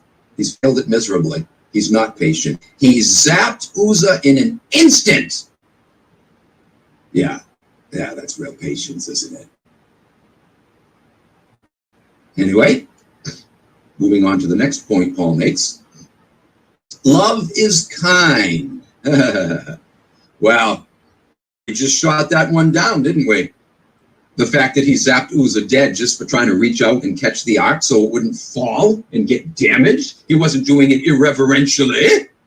He wasn't defying the great Yahweh. Doesn't that show that Yahweh isn't kind? Nevertheless, though, let's look at another passage which shows that Mr. Yahweh is not kind. Leviticus 26:18. If after all this you will not listen to me, says Yahweh, I will punish you for your sins 7 times over. I won't just punish you once. I'll punish you 7 times over. Love is kind. Well, indeed, love is kind. But is Yahweh kind? No. Therefore, is Yahweh love or loving? No. And yet the Bible says that he is, doesn't it? The Bible's lying. Paul went on to say, love does not envy. Well, maybe love doesn't envy, but Yahweh certainly does. Exodus 20, verse 5 has him saying, for I, the Lord your God, am a jealous God. Love does not envy, but Yahweh sure does. Exodus 34:14. For you must not worship any other God, for the Lord, whose name is jealous, is a jealous God. Here he's saying he's not only jealous, his name is jealous, capital J. Deuteronomy 32:21. They made me, Yahweh, jealous by what is no God and angered me with their worthless idols. It's funny how Yahweh would be jealous of what he said here is no God. If the gods they worshipped didn't even exist, how could he be jealous of that?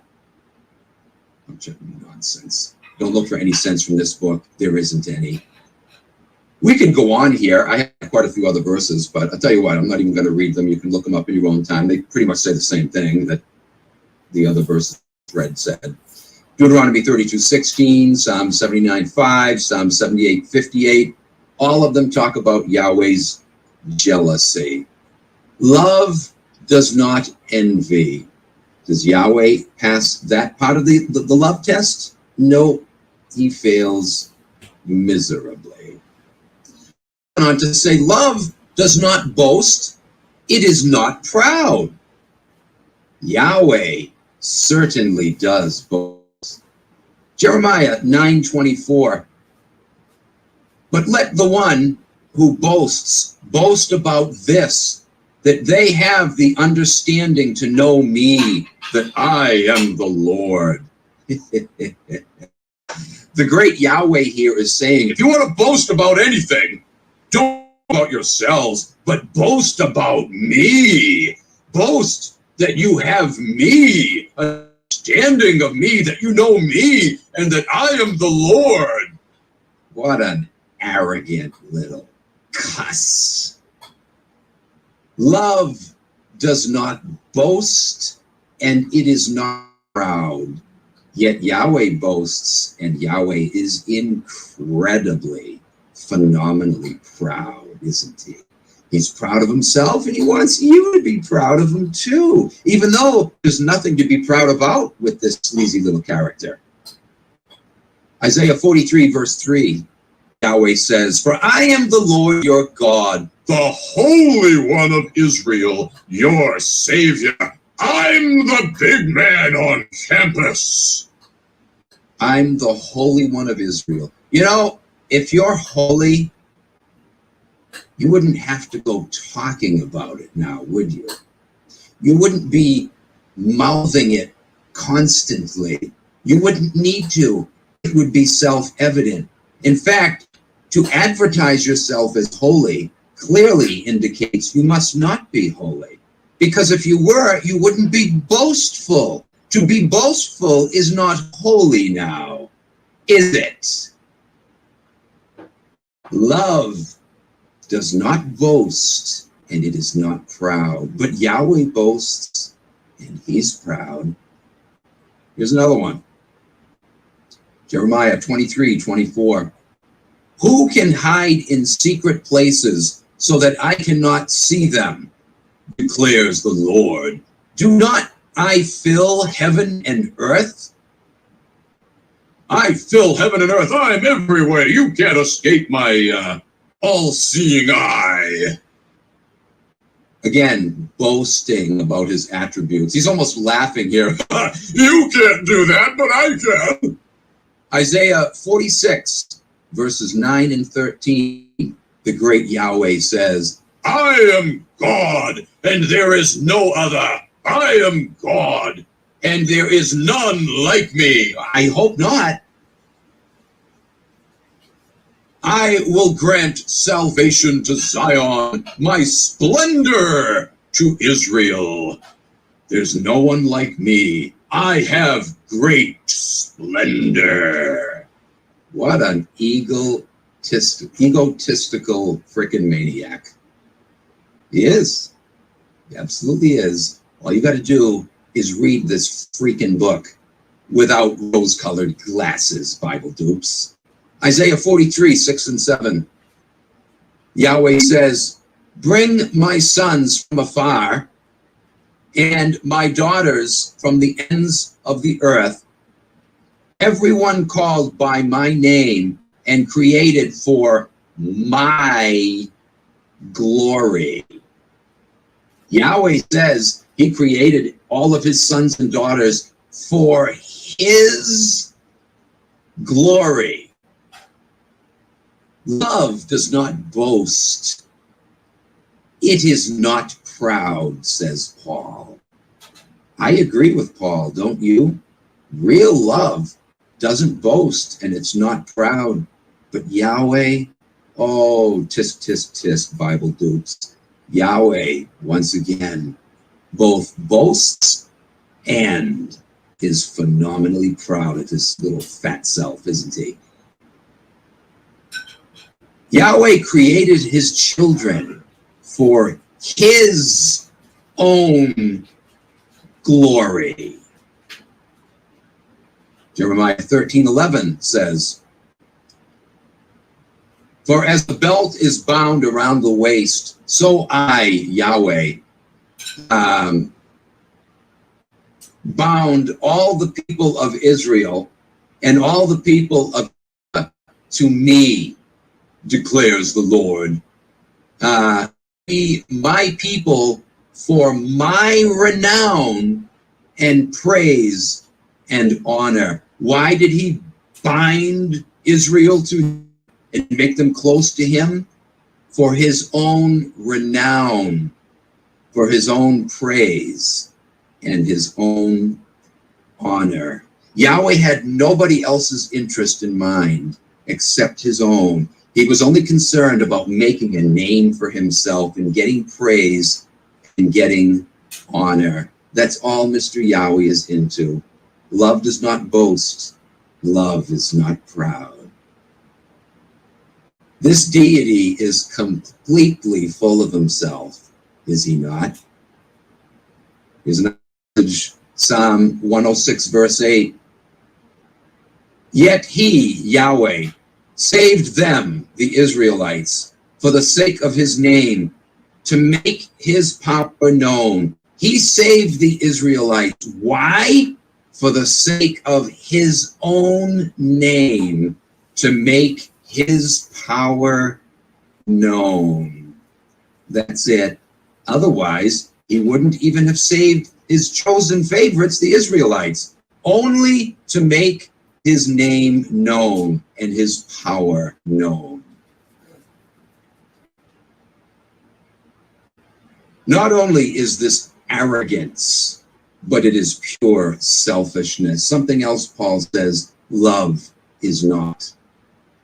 Isaiah 48, verses 9 through 11 says, for the sake of my name, I, Yahweh, will delay my wrath. For the sake of my praise, I will restrain it, so that you, the Israelites, will not be cut off. See, I have refined you, but not as silver. I have tested you in the furnace of affliction. For my own sake, my very own sake, he says, I will act. For how can I let you be defamed? He can't let them be defamed for his own sake, is what he's saying. I will not yield my glory to another. So Yahweh did all of these wonderful things for Israel for his own selfish sake. Love does not boast. Love is not proud. But Mr. Yahweh is. Yahweh boasts, and Yahweh is proud. Romans 3, 25 and 26. God presented him, Christ says, as an atoning sacrifice in order to demonstrate his righteousness. He did this to demonstrate his righteousness at the present time. Why did Yahweh present Christ as a sacrifice?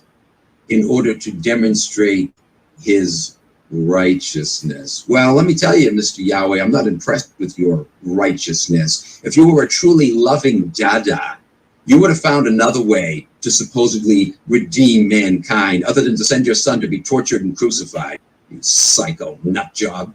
That's righteousness? I sent my son to die to prove my righteousness. It's all about him. He didn't even do it here to save mankind. Because I love mankind. I want them to be in heaven. I don't want them to go to hell. No, he did it for his own selfish sake in order to demonstrate his righteousness. He did it to demonstrate his righteousness at this present time, Paul says, for his own selfish sake. Love is not selfish, but Yahweh is. Love doesn't boast, but Yahweh does. Love isn't proud, but Yahweh is. Many Christians believe that Yahweh sent his alleged son to die for the world because of his love for mankind. But we just saw that that's not the case. He did it supposedly to prove his righteousness, which that doesn't even do. That doesn't prove his righteousness. It proves he's a psychopath. But nevertheless, Yahweh says it's all about him, not others. It's about himself. 2 Kings 19:34. I, Yahweh, will defend this city and save it for my sake. I'm not going to save this city for the city's sake. I'm going to save it for my sake, so I look good. Love is not proud.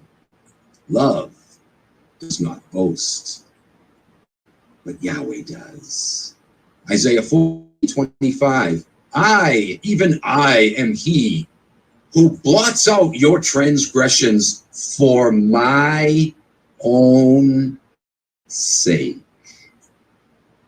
I don't blot out your transgressions so you can be freed from sin and its condemnation and thus be in my kingdom forever. I blot out your sins for my sake, so I look good. It's not about you, it's about me.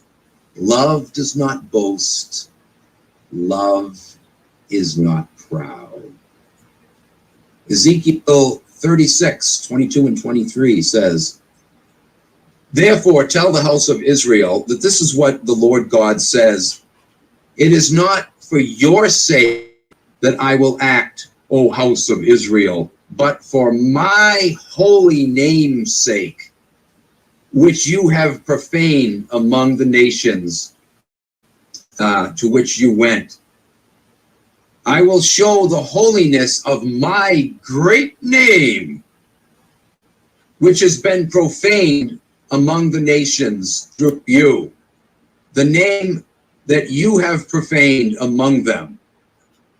Then the nations will know that I am the Lord, declares the Lord God, when I show my holiness in you before their eyes. I'm only going to continue to work with you for my name's sake, to show my greatness, my exaltedness, my holiness.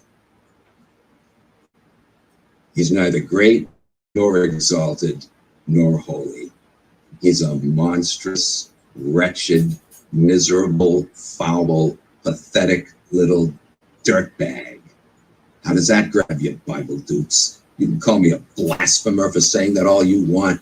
Your own book attests to what I just said. Your God is a despicable, disgusting little wretch. Blasphemy, my fanny. Ezekiel 39:25 says, therefore, this is what the sovereign Lord says. I will now restore the fortunes of Jacob and will have compassion on all the people of Israel, and I will be zealous for my holy name. Again, it's all about him. Love doesn't boast, love isn't proud, but look how he constantly boasts, brags about how allegedly holy he is. For my holy name's sake, I'm going to do good for you now, Israel. Wow, man. Wouldn't you say that this nut wagon is desperately in need of serious psychological help? Of course he is. And you know what? If you want to continue to follow him after you see what a wretch he is, you need serious psychological help too. There's a gazillion passages like this. I only selected a few notable examples. Here's a few more. Psalms 79, verse 9. Help us, God, our Savior. This is David crying out in prayer here. Help us, God, our Savior, for the glory of your name. Deliver us and forgive our sins for your name's sake. David caught on that it was all about Yahweh. So he didn't pray here, oh Lord, save us for we need your help. We're going to perish if you don't save us. No. He realized he had to appeal to Yahweh's fattened ego by saying, Lord, save us for your name's sake. Deliver us and forgive us for your sake, Lord. There's another passage like this, Psalm 31:3. Since you are my rock, David said, and my fortress, for the sake of your name, lead and guide me for the sake of your name. David caught on that Mr. Arrogance needed to be, have people recognize it was all about him. Don't ask for something for your sake. Do it for my sake, for my glory. And then, and only then, will I come through for you. Well, maybe. I might be in the mood to torture you a little bit. To build your character, of course. But in any case, make it all about me. Me! Because I don't boast. I'm not proud. Psalm 23, verse 3. He refreshes my soul. He guides me along the right paths for his name's sake. Once again, love doesn't boast. Love isn't proud, but he boasts, and Yahweh is proud, isn't he? Love is not rude, Paul goes on to say. Well, you know, need any more be said? With all that we've just cited, we can cancel that one out already, can't we? We don't even need to cite any more passages to show that Yahweh is, in fact, incredibly rude. He fails that part of the love test too, doesn't he? Paul goes on to say, love is not self-seeking. Well, again, what we've just looked at, boastful and prideful Yahweh obviously is self-seeking, isn't he? But nevertheless, there's some more passages here to bring this out. Take a look at them. This one is Isaiah 66, verses 1 and 2. This is what the Lord says. Heaven is my throne, and the earth is my footstool. Well, that's nice right there, isn't it? That's real nice. Heaven is his throne, and the earth is what? His footstool. A hassock for him to prop up his grubby little feet on. The earth is my footstool. Love is not self-seeking, but Yahweh is. Yahweh goes on to say, what kind of house will you build for me, he asks, or where will my place of repose be? Has not my hand made all of these things? And so they came into being, you know, with my hand, in other words. This is the one that I will esteem, or I will hold in high regard. He who is humble and contrite in spirit, who trembles at my word. Yahweh will only recognize someone who's humble and contrite in spirit, when all the while he's the very opposite of humility, isn't he? But nevertheless, the king of hypocrisy says, I will only exalt or esteem highly those who are humble and contrite in spirit, and who do what? Who tremble at my word. Oh, Yahweh isn't self-seeking, is he? Everything is about him. He wants praise and honor for his name. I'm so holy and great and just and righteous. Nothing I ever do or say shows that I'm just and righteous. In fact, it shows I'm the very opposite. But nevertheless, you'd better say I'm holy and righteous, or I'll fry you just like I did Uzzah. 2 Kings 17:36. But the Lord who brought you out from the land of Egypt with great power and with an outstretched arm, him you shall fear, and to him you shall bow yourselves down. To him you shall bow yourselves down. Love is not self-seeking. Yet Yahweh was so insecure. He had such a low self-esteem that he had to constantly command Israel to bow down before me. Isaiah 66, verse 23 says, and it shall be from one new moon to another new moon, from Sabbath to Sabbath, that all mankind will come to bow down before me, says the Lord. This is all Yahweh is after.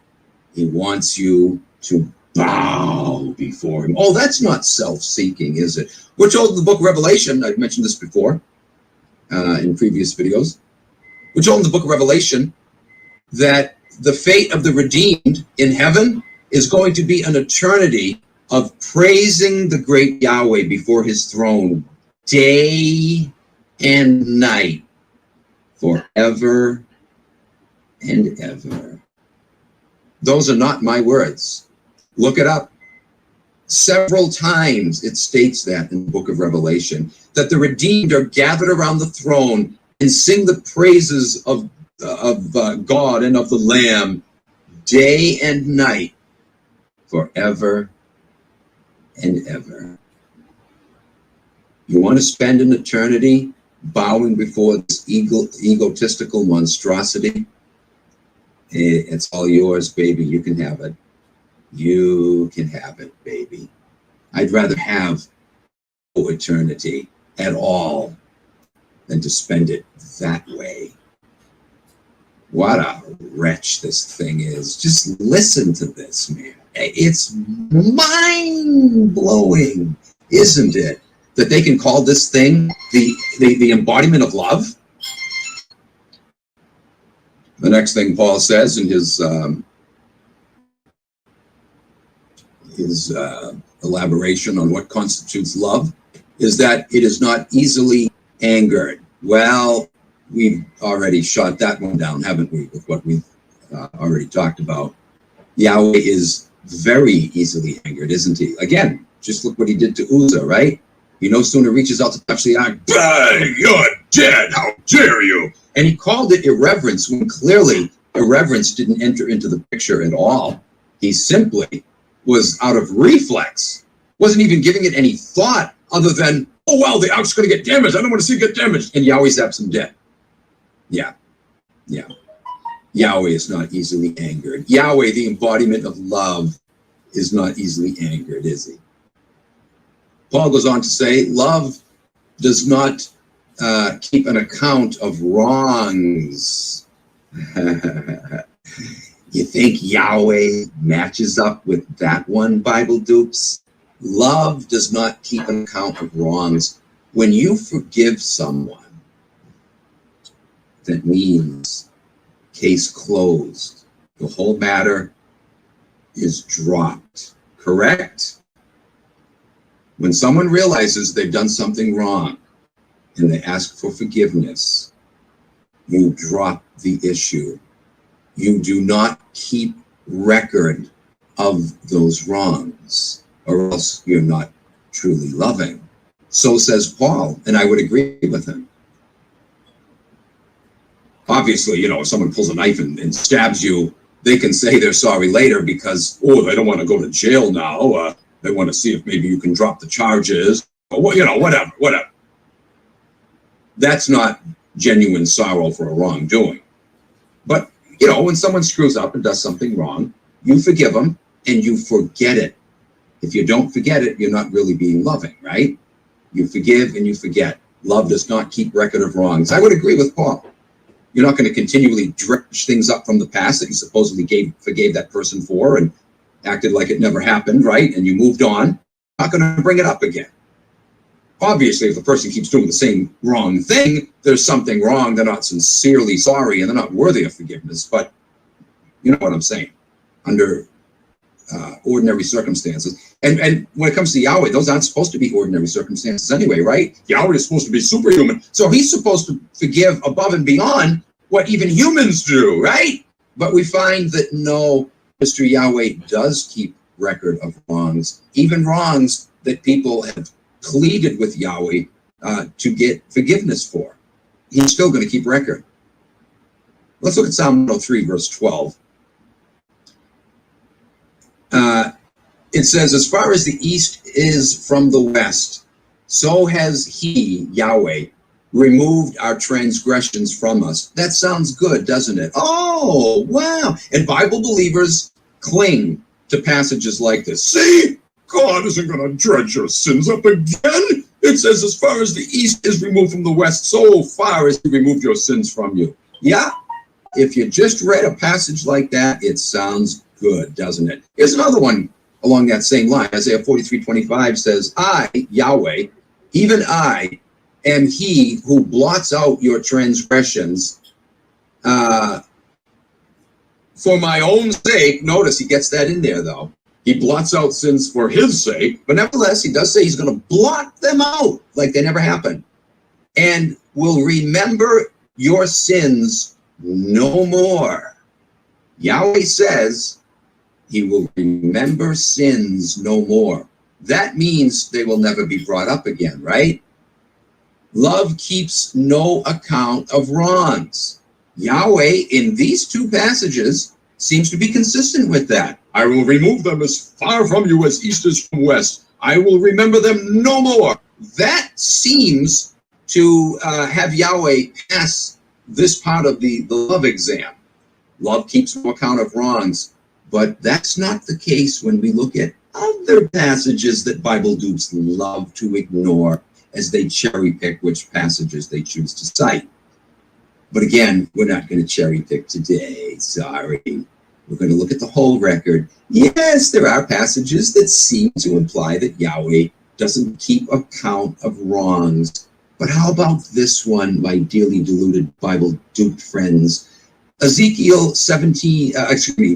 chapter 12, verse 14 says, "For God will bring every deed into judgment, along with every hidden thing, whether good or evil. Every deed will be brought into judgment, along with every hidden thing." In other words, not only everything you've ever did, but every bad thought you've ever thought of in your mind. You didn't have to act out on it. Your very evil thoughts, everything is going to be dredged up. It doesn't matter if you ask Yahweh for forgiveness. On Judgment Day, every deed will be brought up into judgment. Ecclesiastes 12:14. Oh, and there are many other horribly depressing passages like that I remember years ago as a functioning pastor, not fully ordained, but I worked 8 years as a pastor. I remember many times people came to me, often in tears, worried about passages like that. I keep failing. I ask God to give me strength and power to overcome sin, but I find myself continually falling. And then I read passages like this that God is, I know it says he's going to cast my sins into the depths of the sea and remember them no more. But then he also says here that the Bible says here that he's going to bring them up on Judgment Day. So am I forgiven or not? Who knows? Flip a coin. It depends which passages you cite. On the one hand, yes, I'll remember them no more. I'll cast them in the depths of the sea. But then it says clearly that he's going to bring them up on Judgment Day. Every work, every secret thing, every secret thought you've ever cherished or harbored that was, evil, all of it, baby. Love does not keep a record, but Yahweh does. We're actually told that on the great day of judgment, the books will be opened. Yahweh's record books of all the naughty things you did, said, and thought, they're all going to be brought up again. How about all the naughty things you did, thought, Mr. Yahweh? We need a judgment day for you, you little wretch. Anyway, we've about reached the hour mark. Oh, it's going to take probably 2 more videos to cover the subject. We'll continue with our examination of Paul's definition of true love and see how Mr. Yahweh feels every single time the next video. Thanks for joining me, folks. Catch you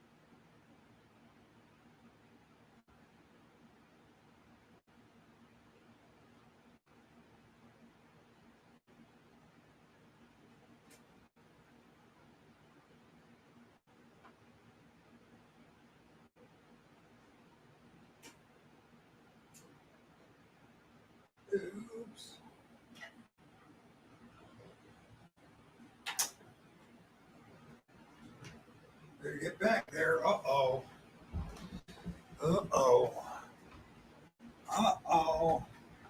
The nose going to show up. Uh-oh.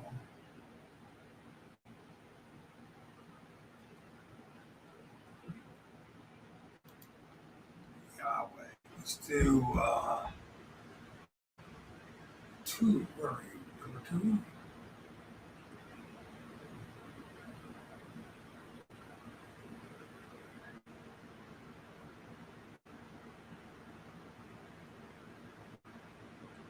Oh, from 2.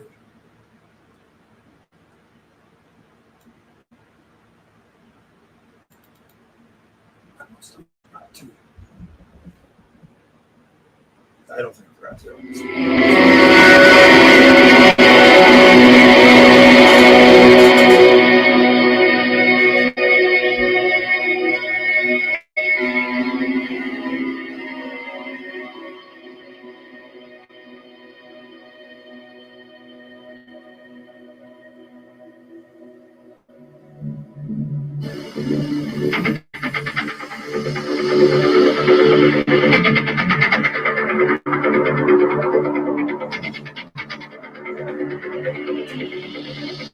To throw his meat to the dogs. Oh, no, I'm sorry. No. Jesus told the woman after she kept begging and begging. He said, it is not meet or suitable for the master to throw his meat to the dogs. He was calling her a dog. He was saying, I'm the master, you're the dog, and it's not suitable for me, the master, to throw my meat to you, the dog. My meat is for me and my guests, not for you low-life dog, you or your daughter. Notice, he didn't even care about the daughter. He had no intention of healing the daughter at all. He didn't give a rip about the daughter. He only finally consented to supposedly healing the daughter when the literally licked his hind parts. You know what she said in response to that? True, Lord. The master doesn't throw his meat to the dogs, but he will at least throw some crumbs. And then, and only then, did Jesus say, ah, woman, great is your faith. Be it done unto you as you have asked. You lowered yourself as I have lowered you to the level of a dog. You consented to my analogy that I am the master and you are a low-life dog not worthy of my meat. But since you said I should at least be concerned enough to throw you some crumbs, true, I do throw crumbs to my dogs, so I'll throw you a little crumb. Ordinarily, I wouldn't have compassion over your daughter. I don't really give a rip. But because you consented to my dog label, okay. There's your compassion of Jesus for you, Bible dupes. He's so kind, isn't he? Is Jesus failing the 1 Corinthians 13 love test just like Dada? Of course he is. Why, Bible believers, you should be so proud of Jesus. He's just like his daddy. The Bible is correct. He is the spitting image of Yahweh, isn't he? But not quite so much in the way you thought. Paul goes on to say, love does not envy or does not get jealous. Somebody commented in one of my previous videos how jealousy is an attribute of love. Well, yeah. First of all, for feeble, finite humans, but also, I think, perfect, we would still be jealous if we saw our unperfect spouse cheating on us. And you know, that's a good thing. It can save a marriage if it's responded to in the proper, mature, and loving way. But Yahweh's version of jealousy, of course, is to fly off the handle. I'm going to kill you, and the guy you cheated on, and the entire city that he came from, including cattle, sheep, and goats, and little suckling infants, and old people, and women, and maidens, and... That's Yahweh's version of jealousy. That's not an attribute of love. Sorry. Not at all. Anyway. But just like Daddy Yahweh, Jesus also had this same trait of jealousy, right? He told his disciples, for example, on one occasion in Matthew 23:10, neither be ye called masters, for one is your master, even Christ. Don't call each other masters. Even if one of you is much more experienced in a certain area and others look up to you for guidance, don't call each other masters because you only have one master, and it's me, baby. Was Jesus into this arrogant self-exaltation thing just like Daddy? Oh, yes, he was. Once again, love does not envy, but Jesus does. Love is not jealous with an unhealthy jealousy, but Jesus has that, just like Daddy Yahweh. Paul goes on to say, love does not boast, it is not proud. Well, Christ really fails this test, and with flying colors, just like his dada. John 16:33, for example, Christ said, take heart, I have overcome the world. How arrogant and how groundless of a statement, too. In what sense has he overcome the world, really? What did he do? Again, Bible dudes will say, oh, he conquered the devil by dying on the cross and he saved us from sin. Saved us from sin? And when exactly are we going to see the fruit of that? Oh, any minute now, any minute. Jesus has been coming any minute now for the past 2,000 years. 2,000 plus years, right? Well, almost 2,000 plus. Supposedly, he died in the year 30, whatever. Some say 27. Take a pick. Almost 2,000 years. 2 millennia have gone by, and yet in the New Testament, we have reference after reference to Christ's second coming as being something that is soon, near at hand. Behold, I come quickly, Jesus himself says, right? Behold, I come quickly. Sorry about that. I had something that kicked off in the background there. Behold, I come quickly. Does Jesus consider 2,000 years quickly? I mean, it's an insult to human intelligence to follow the nonsense of this book. It's an insult to intelligence. I come quickly? Well, this is God's timing. Then why say quickly then? Why didn't he say, I come quickly in my time? No, he didn't say that. I come quickly. But you know what gets worse than that?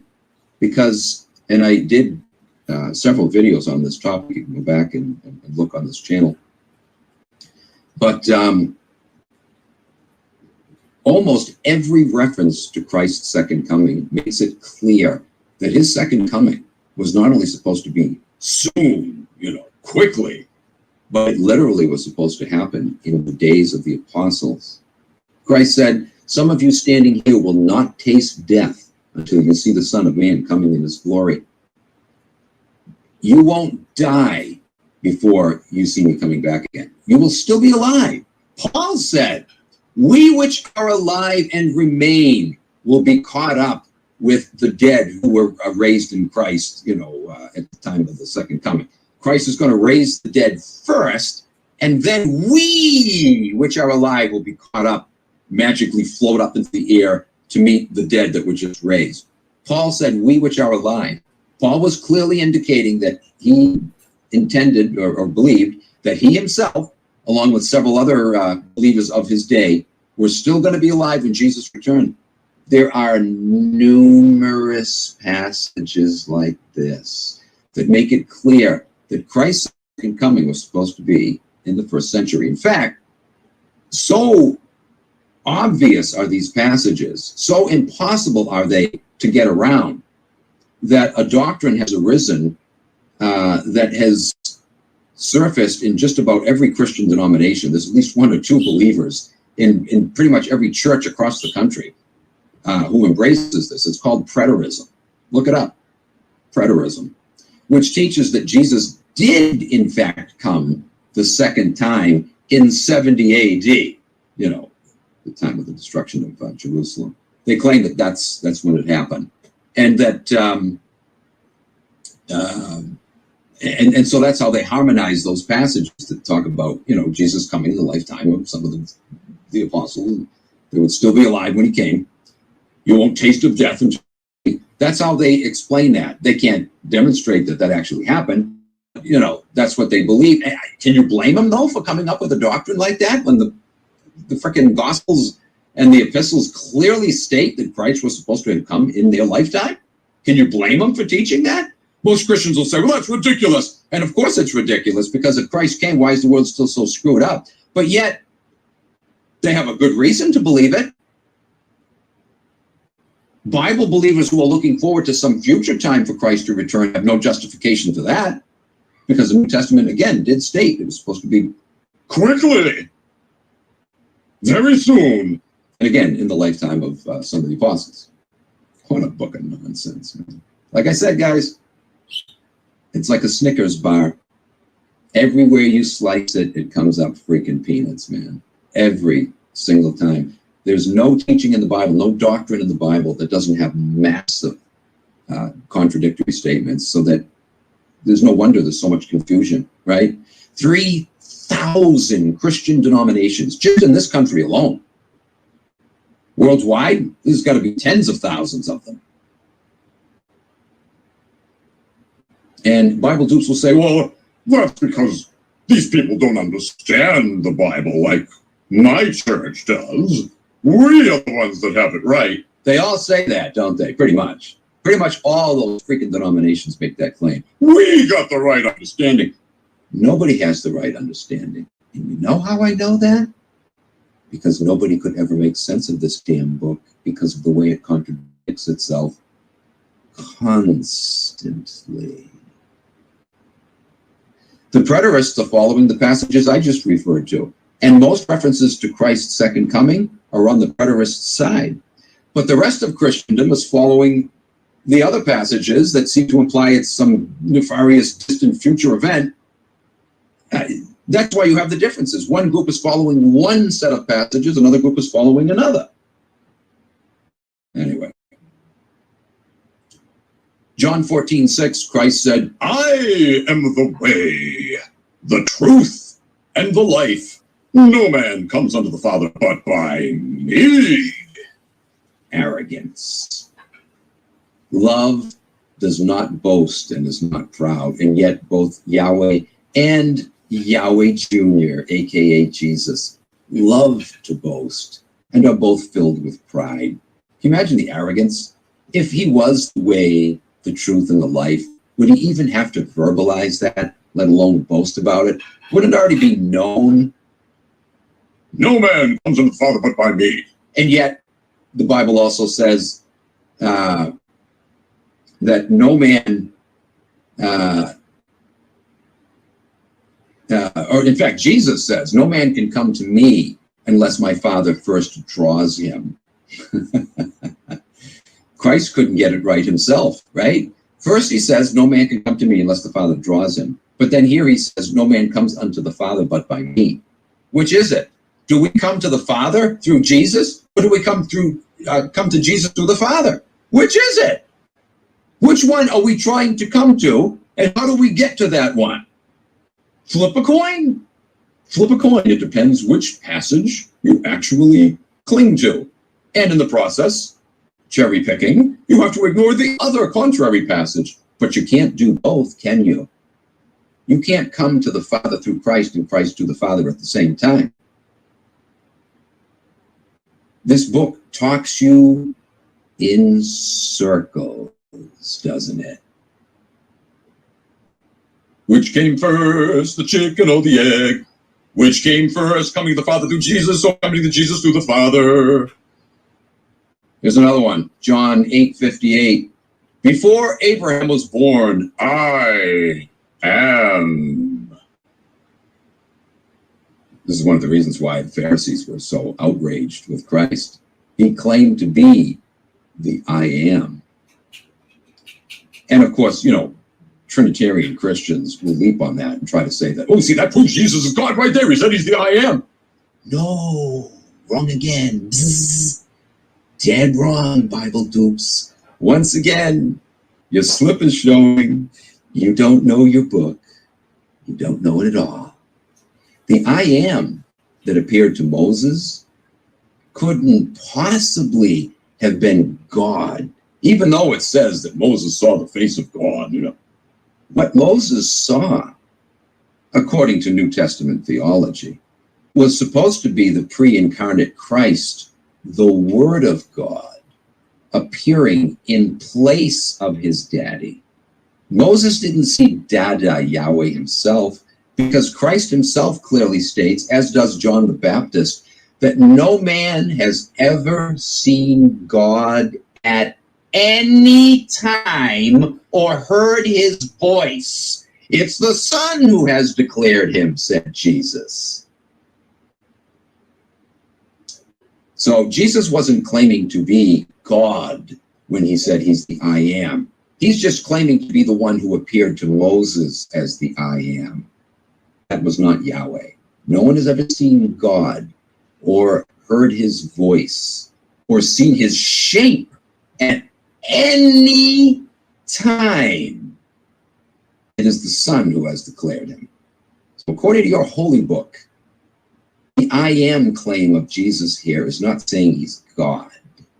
It's simply saying he's the one who appeared to Moses in the burning bush.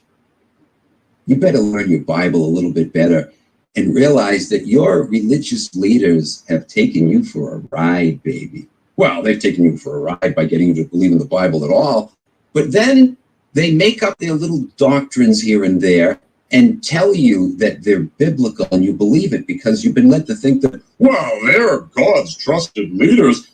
They're the experts. They know the Bible better than me, so I don't need to look into it because these guys have already figured it out for me. Isn't that what the masses do with their politicians? Who am I to question them? These are the experts. They do it with their doctors. They do it with their professors. When a great deal of the time, and more so as time goes on, they're actually lying to you. Or they're ignoramuses, don't know better, and are just repeating what they've been told. Either way, you can't trust them now, can you? You've got to become your own doctor. And you don't have to have a PhD to do it either. It doesn't take long. Just do a little digging. Don't take what Dr. X says at face value. Part of that process is talking to other doctors, getting their opinion, doing some research on the internet, talking to other people that have had the same problem that you have. See what they did. If they were successful in dealing with this problem, find out what they did. But no, people, for the most part, just listen to whatever the hell this guy says, that guy says, this expert, that expert, he's got plaques on his wall. Well, big frickin' deal. All that means is his daddy had a few extra spare bucks in his pocket that could pay for Junior to go to school, and that's it. Does having a plaque on the wall mean that that guy gives a frog's fat fanny about you? A great many doctors only care about making fat wads of cash and doing what they're told to keep their job. And that applies to any other expert in any other field. If you don't learn to do your own research, then you're the perfect sucker for any unscrupulous scoundrel with a plaque on his wall to come along and take you for a ride. And boy, are they doing it. Jesus is taking you for a ride if you're a Jesus believer. Anyway, the Trinity doctrine is a scam. The whole Bible's a scam, so it doesn't matter. But the Trinity doctrine is not even in the Bible. You got to love it, you know. Well, I don't want to get off on a long tangent on this, but that's one of my real big pet peeves. That's what they fired me over. And I was told in no uncertain terms, keep your mouth shut and you will have a job. But if you continue to talk about this, there's no future for you in the ministry. But wait a minute, you guys haven't even answered my questions. We're not going to discuss that with you. You just need to understand you need to drop this. I kid you not, that's what I was told. I already knew what I found was true, that the Trinity was a fraud. But then once I heard that, now I realized, Oh, this is a conspiracy. Of course it is. The leaders of the big name churches all know that that thing's a fraud. But you know what? A good many of them, they also know the Bible fraud too, but they don't care because there's a lot of money in it for them. So they're going to continue to sell it to you and sell their phony doctrines that aren't even in the Bible to begin with. As unclear as the Bible is, as contradictory as it is, it's not unclear or contradictory when it identifies who God is. There is one God, the Father, and one Lord, Jesus Christ. One God, the Father. The Bible says Jesus sits at the right hand of God or at the right hand of the Father. You can't be God at the right hand of God. You can't be God and be the Son of God at the same time. Do you get it, Trinitarians? God isn't three persons in one. The Holy Spirit, forget that being a person. It's not a person. There's only two thrones in heaven, the throne of God and the throne of the Lamb at the right hand of God. Where's this other third throne for this third nefarious person? Read your book a little more carefully, you dupes. And again, I'm not calling you something that I don't also call myself years ago. I was a Bible dupe too.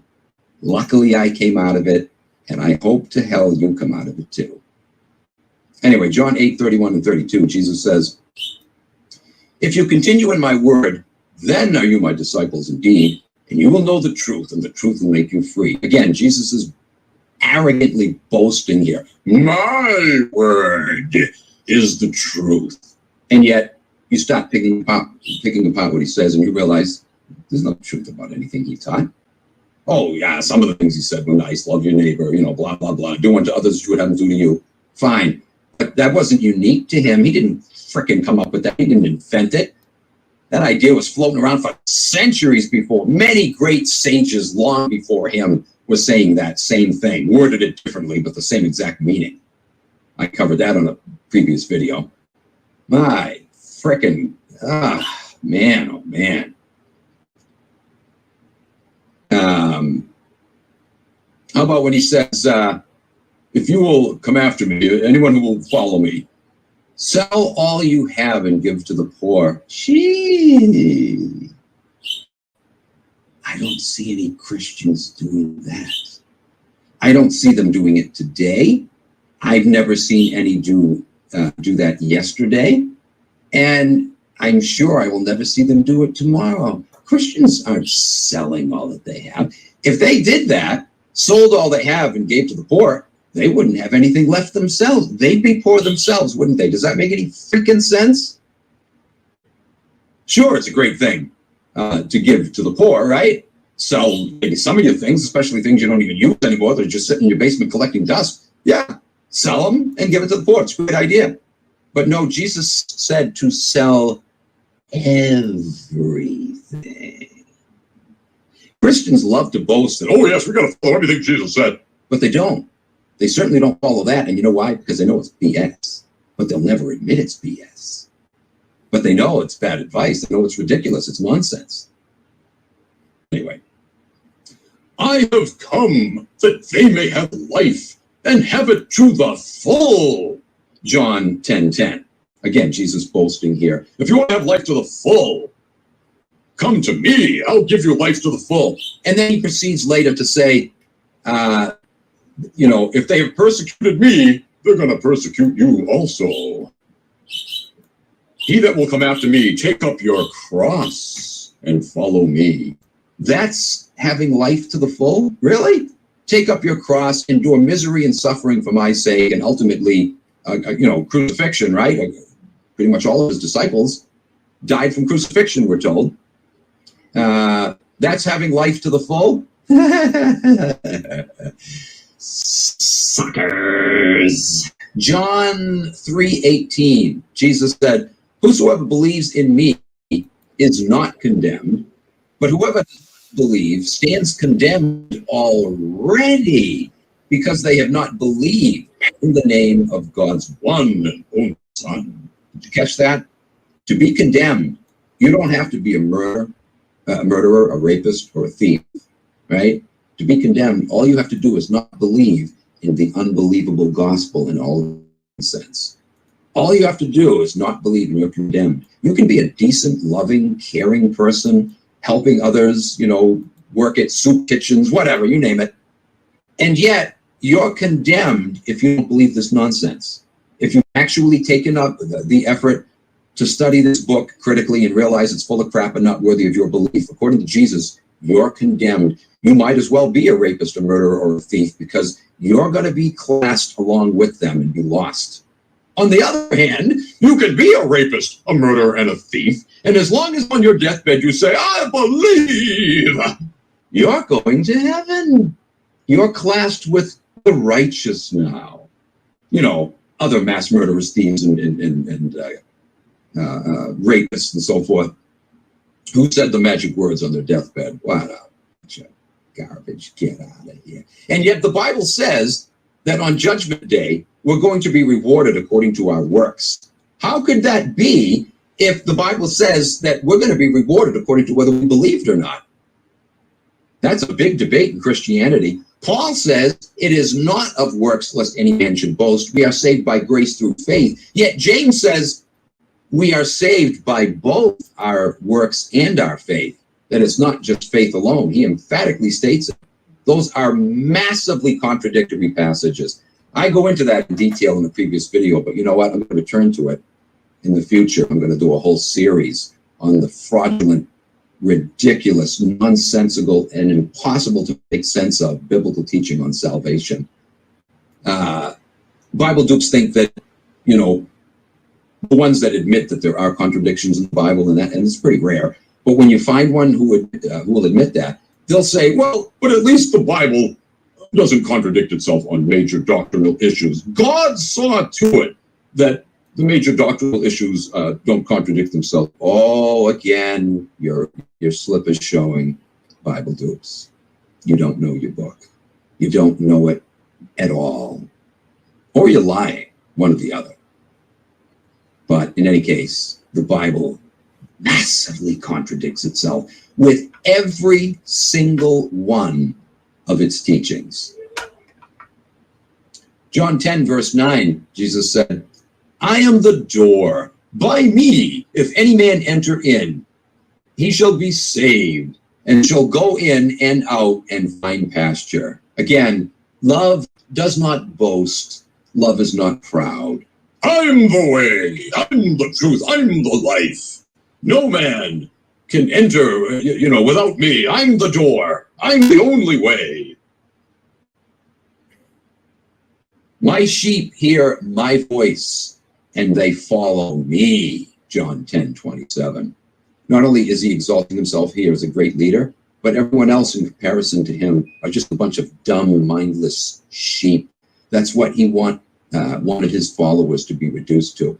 Also, he used the analogy of little children, too. Except you become humbled like these little children, you cannot enter the kingdom of God. What did he mean by that? A child has a very impressionable mind. They haven't developed their mind enough to be able to think cognitively or analytically, right?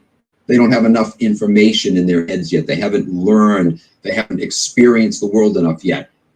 That's what Jesus wants from his followers. Become like a sheep or like a little child that doesn't think for itself and follow me wherever I go, i.e., all the way to the cross, while yet claiming, I've come to give you life and life more full. Life more full of what is the question? John 10, verse 11. I am the good shepherd. Yeah, blah, blah, blah, blah, blah, blah, blah. The good shepherd is going to lead you to, or, at least persecution and misery and suffering. Peter said, rejoice in your trials. The Bible is a book of self-abuse. It endorses self-abuse. It encourages you, to seek after persecution. Christians think they're failing somehow if they don't suffer persecution. And on a daily basis, too. If a day goes by and someone doesn't insult them for their faith, and usually they insult them for their faith because they're freaking obnoxious Bible thumpers that shove the Bible in their face, of course they're going to get insulted for that. Get the hell away from me with that book, right? Who's not going to say that recognizes it for what it is? But, they look for that. They want it. Oh, they'll moan and groan to each other in church. Oh, I suffered such terrible persecution this week. But yet, inside, they actually love it. because Peter told them they should, not just Peter, Paul, and everybody else in that book, told them that they should rejoice in trials. And again, they feel inadequate if they're not facing trials and persecution. Jesus suffered for me, so it's my plight now to suffer for him. Christ himself said it, right? If they have done these things to me, they'll do them unto you also. In this world, you will have tribulation, over and over and over. This monkey who claimed to give life more abundantly also said that you're going to have a miserable, wretched, rotten, tumultuous, tormenting life following me. But rejoice in it. Be glad. Welcome with open arms these trials and tribulations. Get the hell out of here. What a religion of misery. What a sick freaking joke. John 15:14. You are my friends if you do whatsoever I command you. Ooh. There's the true colors of Mr. Jesus coming out there. You're only my friend if you do whatever I command you. Can you say mind control, ladies and gentlemen? Say manipulation? Can you say scam artist? Can you say Jim Jones cult leader? You're my friends if you do whatsoever I command you. Try saying that to your best friend sometime and see how long he or she is going to want to be your friend. Yet Jesus says it, and oh, let's say okay, because he's Jesus. John 6:35. That's not a friend, folks. That's not a friend. John 6:35. Then Jesus declared, I am the bread of life.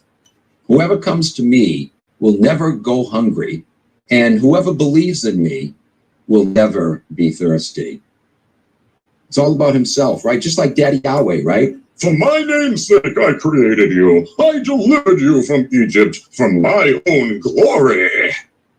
Same with Jesus. Total arrogance, totally self-centered. Come to me. I've got the answers. You'll never thirst again if you come to me. Go to any other source, though. And then, of course, the ultimate cherry on top. You are my friends only if you do whatever I command you.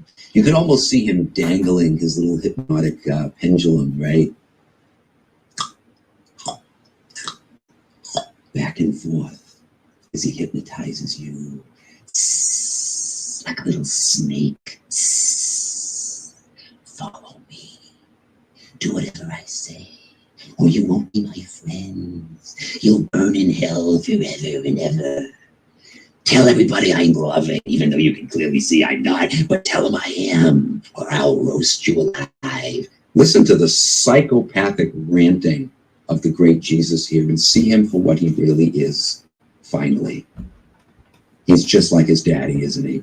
I'm so sick and tired of people saying, I just saw a comment on one of my videos today.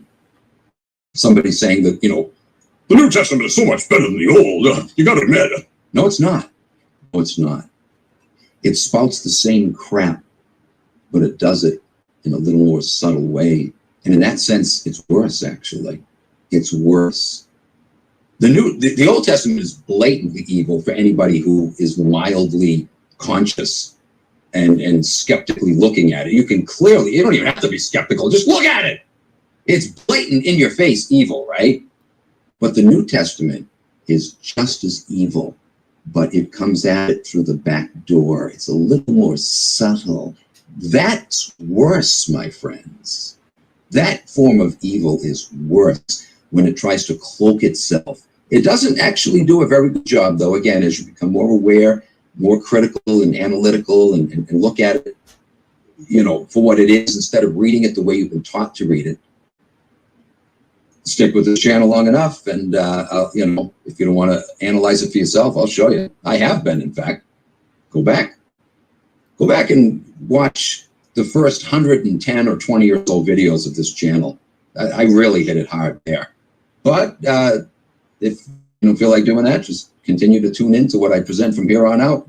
I'll be revisiting a lot of that, presenting a lot of new other stuff. And there's no question the New Testament's crap. It's absolute crap. It's evil. I mean, my God, we just read where Jesus says, bring all those before me who won't worship me as king and kill them in front of me, right?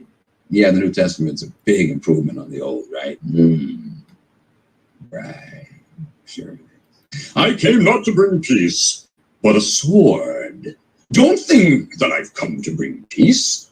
I have come to bring division.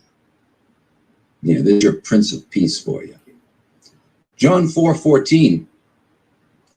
Whoever drinks the water I give them will never thirst. Indeed, the water that I will give to them will become in them a spring of water welling up to everlasting life.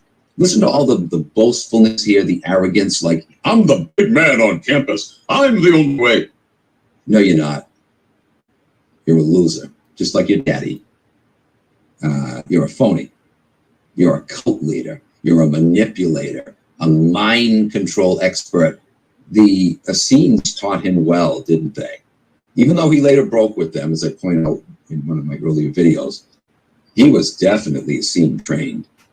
That's what they were most big at, is manipulating people, putting guilt trips and fear into them so that they would bow and acquiesce to everything you said and get them to believe that if you didn't, you're going against God himself and you're going to burn in hell forever. People still fall for this today. It's unbelievable. It's so in your face obvious. Matthew 11:28. Come unto me, all you that labor and are heavy laden, and I will give you rest.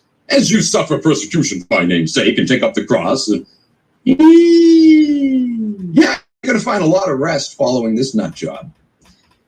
John 9:5. I am the light of the world. Well, it looks like your batteries went dead because this world is pretty damn dark. Oh, don't get me wrong. There's some lights that shine here and there, but it's like dim stars on a dark freaking midnight night. That's what we need to look for. That's what we need to focus on, those few scattered stars. But we do live, folks, in a dark world. Sorry to rain on your parade. This is an incredibly dark world. And yet Jesus says he's the light of the world. Wow. Again, if you're the light, I'll take the darkness. I want whatever the opposite is of you. So if you want to call yourself light, I will be totally satisfied with the darkness. I am the vine, he says in John 15:5. I am the vine, you are the branches. If you remain in me and I in you, you will bear much fruit. But apart from me, you can do nothing. Really? Really? Apart from Jesus, we can do nothing?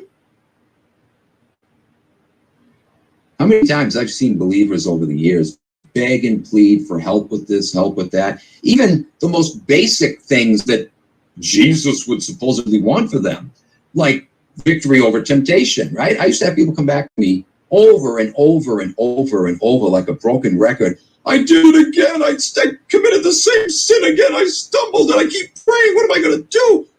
This religion puts people in such a frickin' tailspin. It's unbelievable. There's no peace with this. There's no peace that passes all understanding, the Bible says. It guarantees you're going to have the peace that passes all understanding. And yet, where the hell is it? It's not there.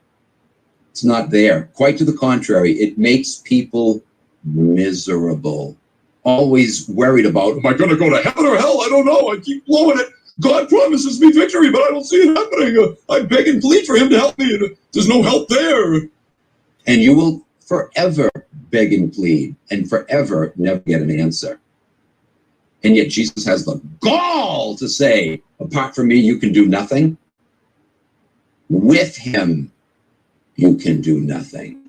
How's that? Revelation 1:11. I am Alpha and Omega, the first and the last, the beginning and the end. Yeah, whatever. Here's a dime. Call someone who cares. Matthew 12:42. Now something greater than Solomon is here, Jesus said, referring to himself. Something greater than Solomon is here. Well, I got news for you, Mr. Jesus. Solomon wasn't so great. In fact, according to your own standards, Mr. Jesus, you should have realized that Solomon wasn't so great, because in his later life, he turned to idolatry. How could you call him great, Mr. Jesus, when he committed the ultimate evil according to your daddy? Nevertheless, here's Jesus boasting, as great as Solomon was supposed to have been. Jesus is boasting here. Someone greater than him is here now. Oh, such humility. Love does not boast. True. But Jesus does.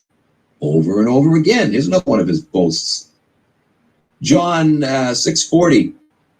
For my Father's will is that everyone who looks to the Son and believes in him shall have eternal life, and I will raise him up the last day. Again, Mr. Big Man on campus. Matthew 24:30. And then all the people of the earth will mourn when they see the Son of Man coming in the clouds of heaven with power and great glory. Jesus here is boasting that I'm going to make everybody mourn who hasn't kissed my hind parts. When I come again, they're all going to freak out. Yeah, maybe I'm here now to pour out my vengeance. A flaming sword will come forth from my mouth. For judgment I have come into this world, he says, so that the blind will see, and those who see will become blind. John 9:39. Did you catch that? Boasting again that he's the source of all truth, and those who have eyes will see. But he also says those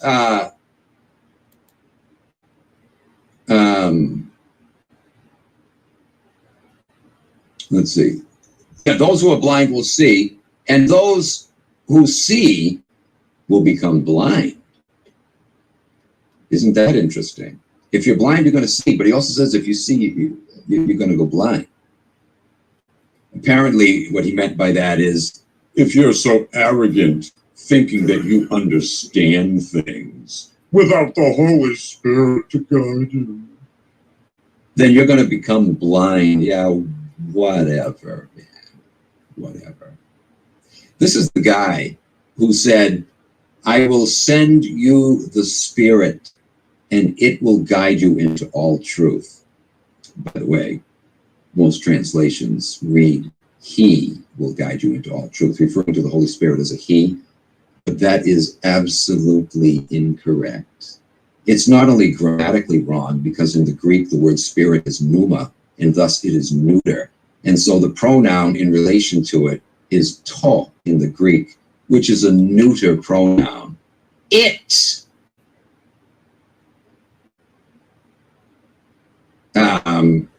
To is the article. But anyway, no matter.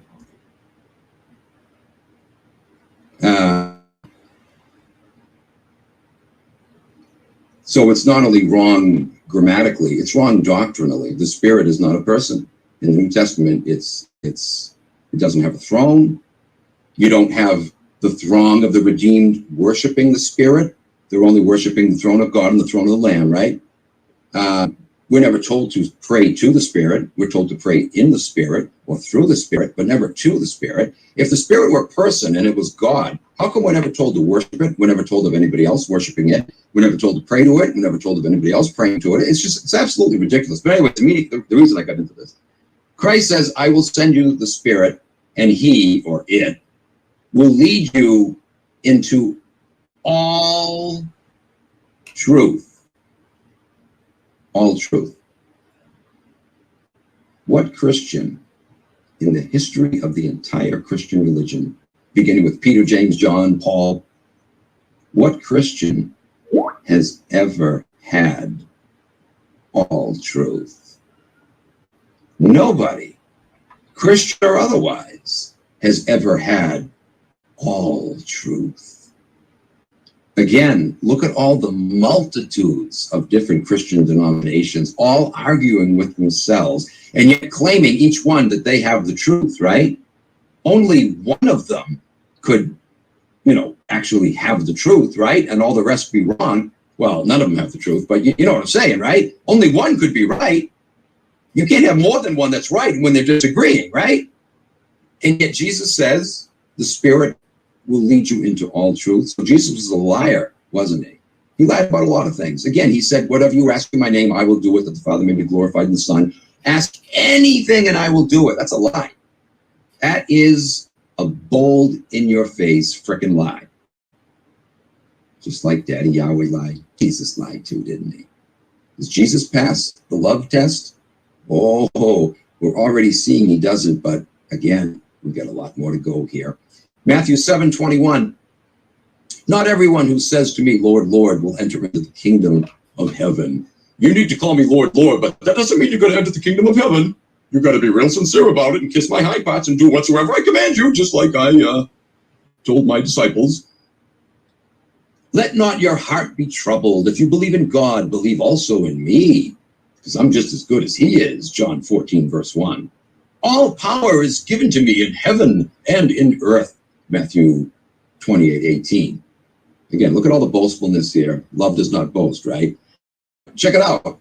Christ didn't say, I have all power in heaven and earth because I'm God. No, he didn't say that, did he? Bible dupes, Trinitarian numbskulls.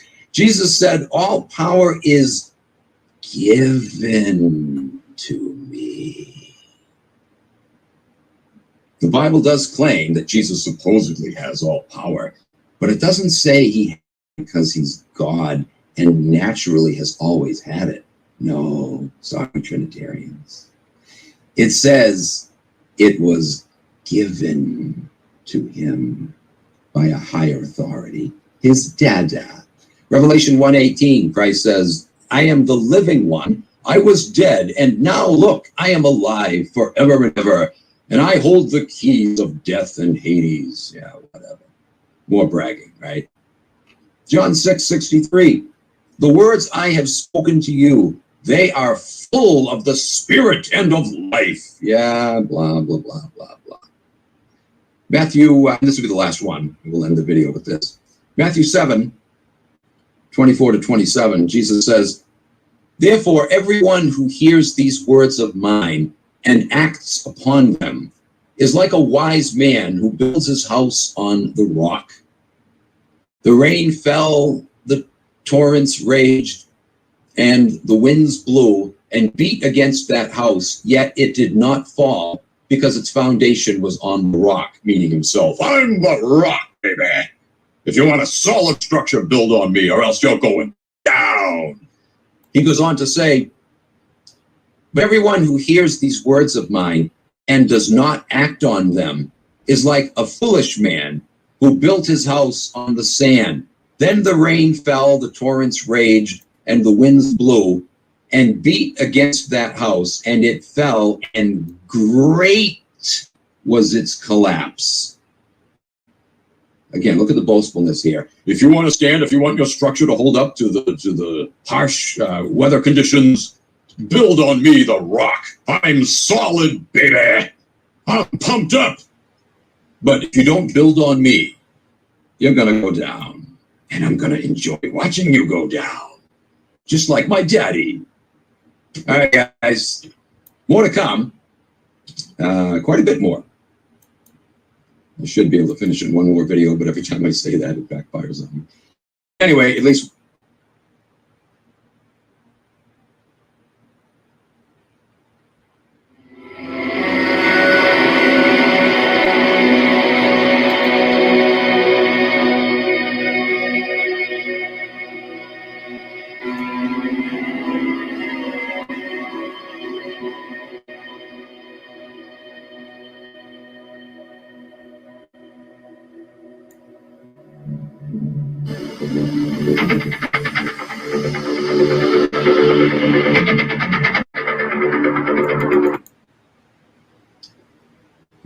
everybody. Welcome to part 2 of Yahweh is Not Loving. As we were doing in the last video, we're going to continue with looking at 1 Corinthians 13 and its definition of love, and seeing how Yahweh does not match up at all with any of the points made in that definition. The next one we'll look at is where Paul says, love takes no pleasure in evil, or does not cause any harm.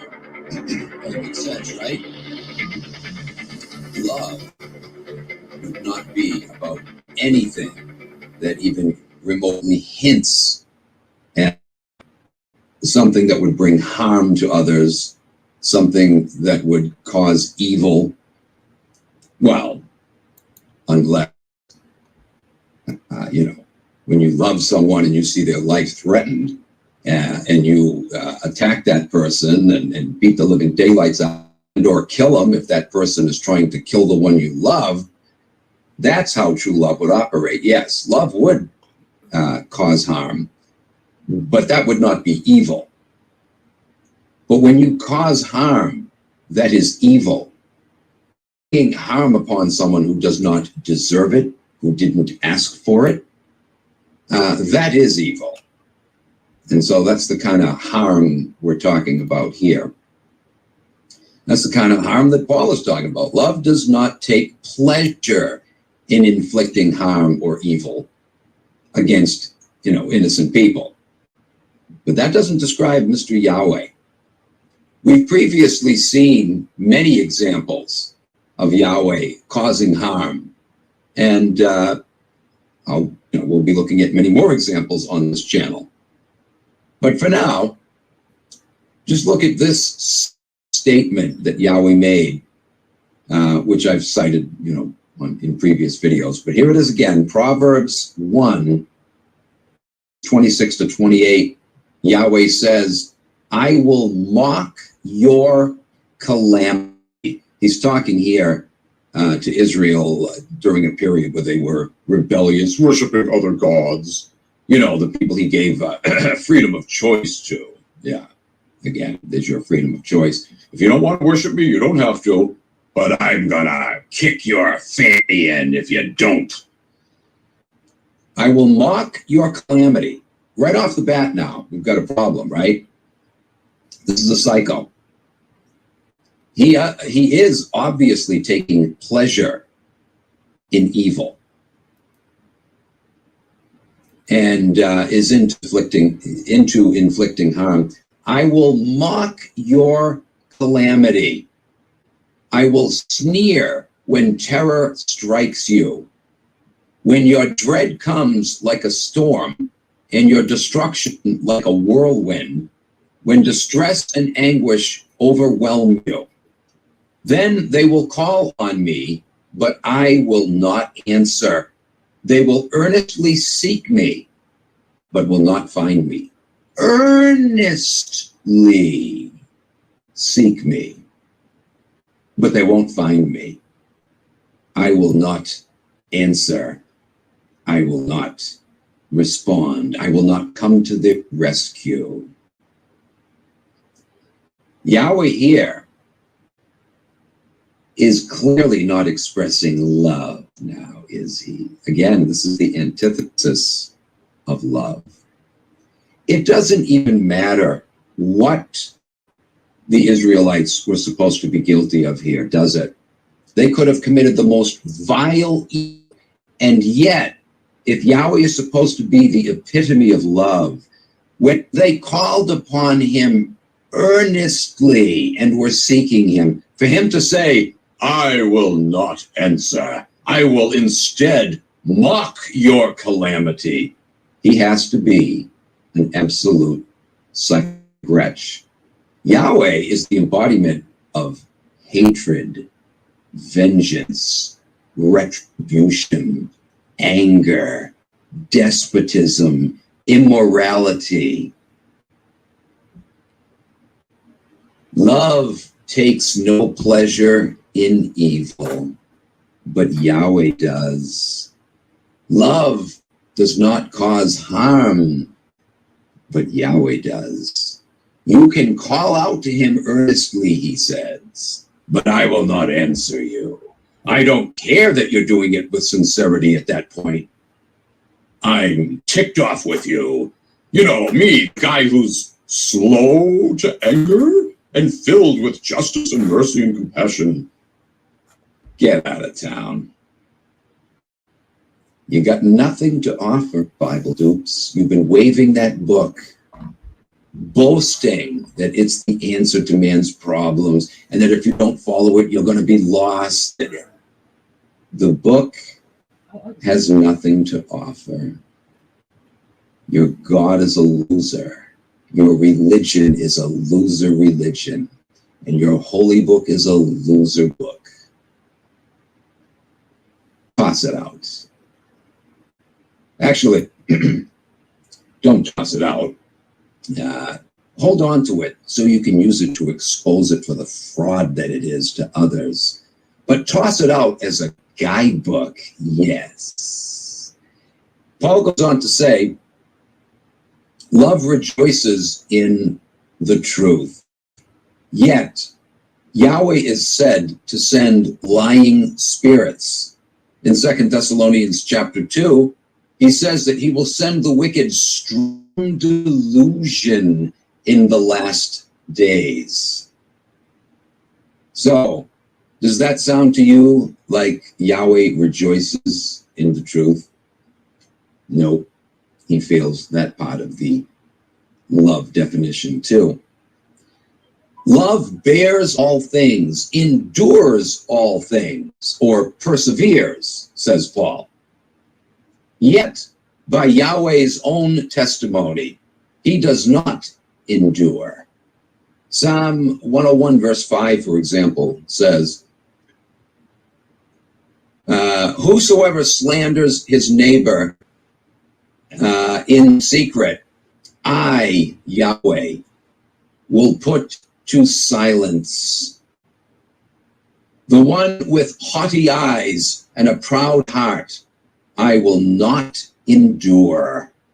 I will not persevere with such an individual.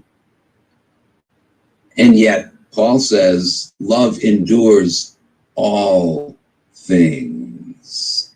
Love perseveres all things. There's quite a few things, according to Yahweh's own personal testimony, that he doesn't endure with at all. At all. So Yahweh feels this part of the love identification as well. Genesis 6 verse 3. Then the Lord said, my spirit will not put up with humans for such a long time. Or as the King James Version puts it, my spirit will not always strive with man. In other words, my patience is running out and I'm going to destroy everybody.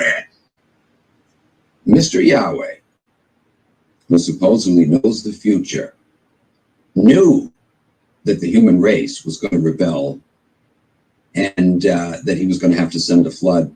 If he knew all this in advance, don't you think he would have done something to prevent having to resort to such drastic measures?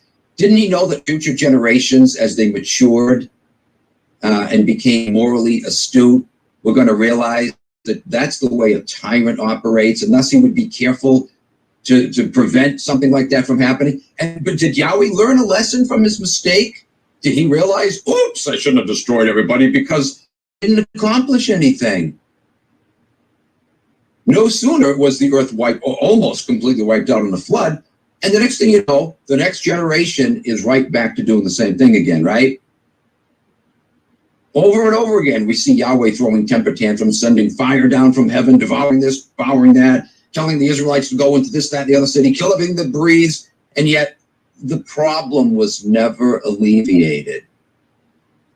Yahweh has some bad anger management skills, doesn't he? He has bad problem-solving skills in general. He's always concerned about the sin problem, and yet he's the chiefest of sinners himself. He can't even solve his own sin problem. So no wonder he can't solve the human sin problem. Sin, quote unquote. But, you know, he can't fix his own wrongdoings. No wonder he can't solve human wrongdoings when every time he uses the same tactic and it never works. You know what you call someone like that? Aside from being a tyrannical monstrosity, you call him a loser. A loser. If that thing were real, he would have to be a reject of his society. He would have to be one that was banished from the other gods and pushed off into some distant corner of the cosmos, you know. And, you know, he's probably locked up in this asylum. And that's why outer space is black. He's locked in this box.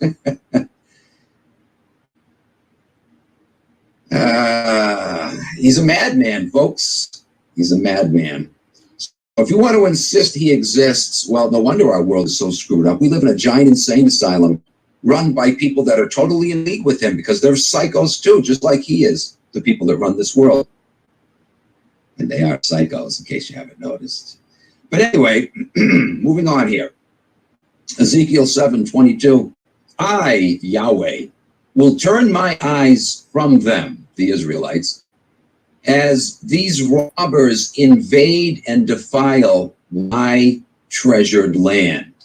I'm going to turn my eyes from the invaders and let them loot and rob and kill. I don't care. I've had it with you.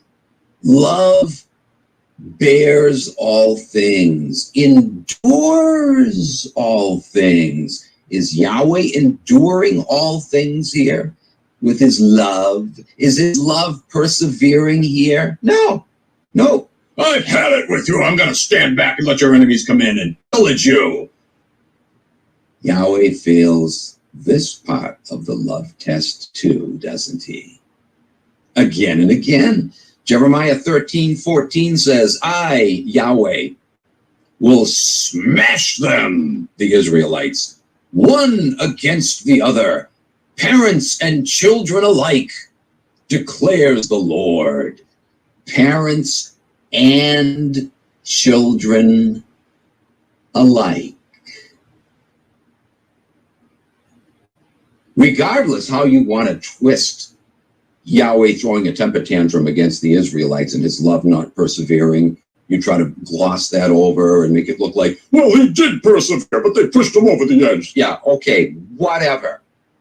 Explain him taking vengeance on their children. As a matter of fact, don't even bother trying to explain it because I don't give a damn what the hell you come up with to try to explain that. You cannot do it. There's no explaining it. There's no justifying it. So just shut up.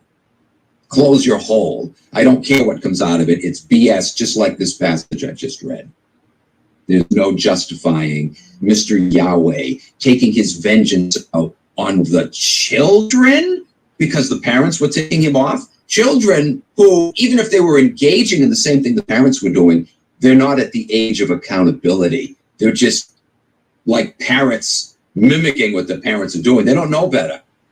And yet here's Mr. Yahweh taking his vengeance out on them. Hey, Yahweh, screw you, buddy. Screw you.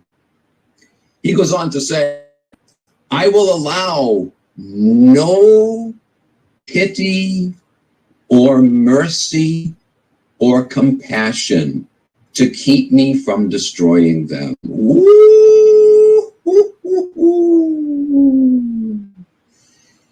Did you catch that, my dearly deluded Bible dupe friends? Did you catch that?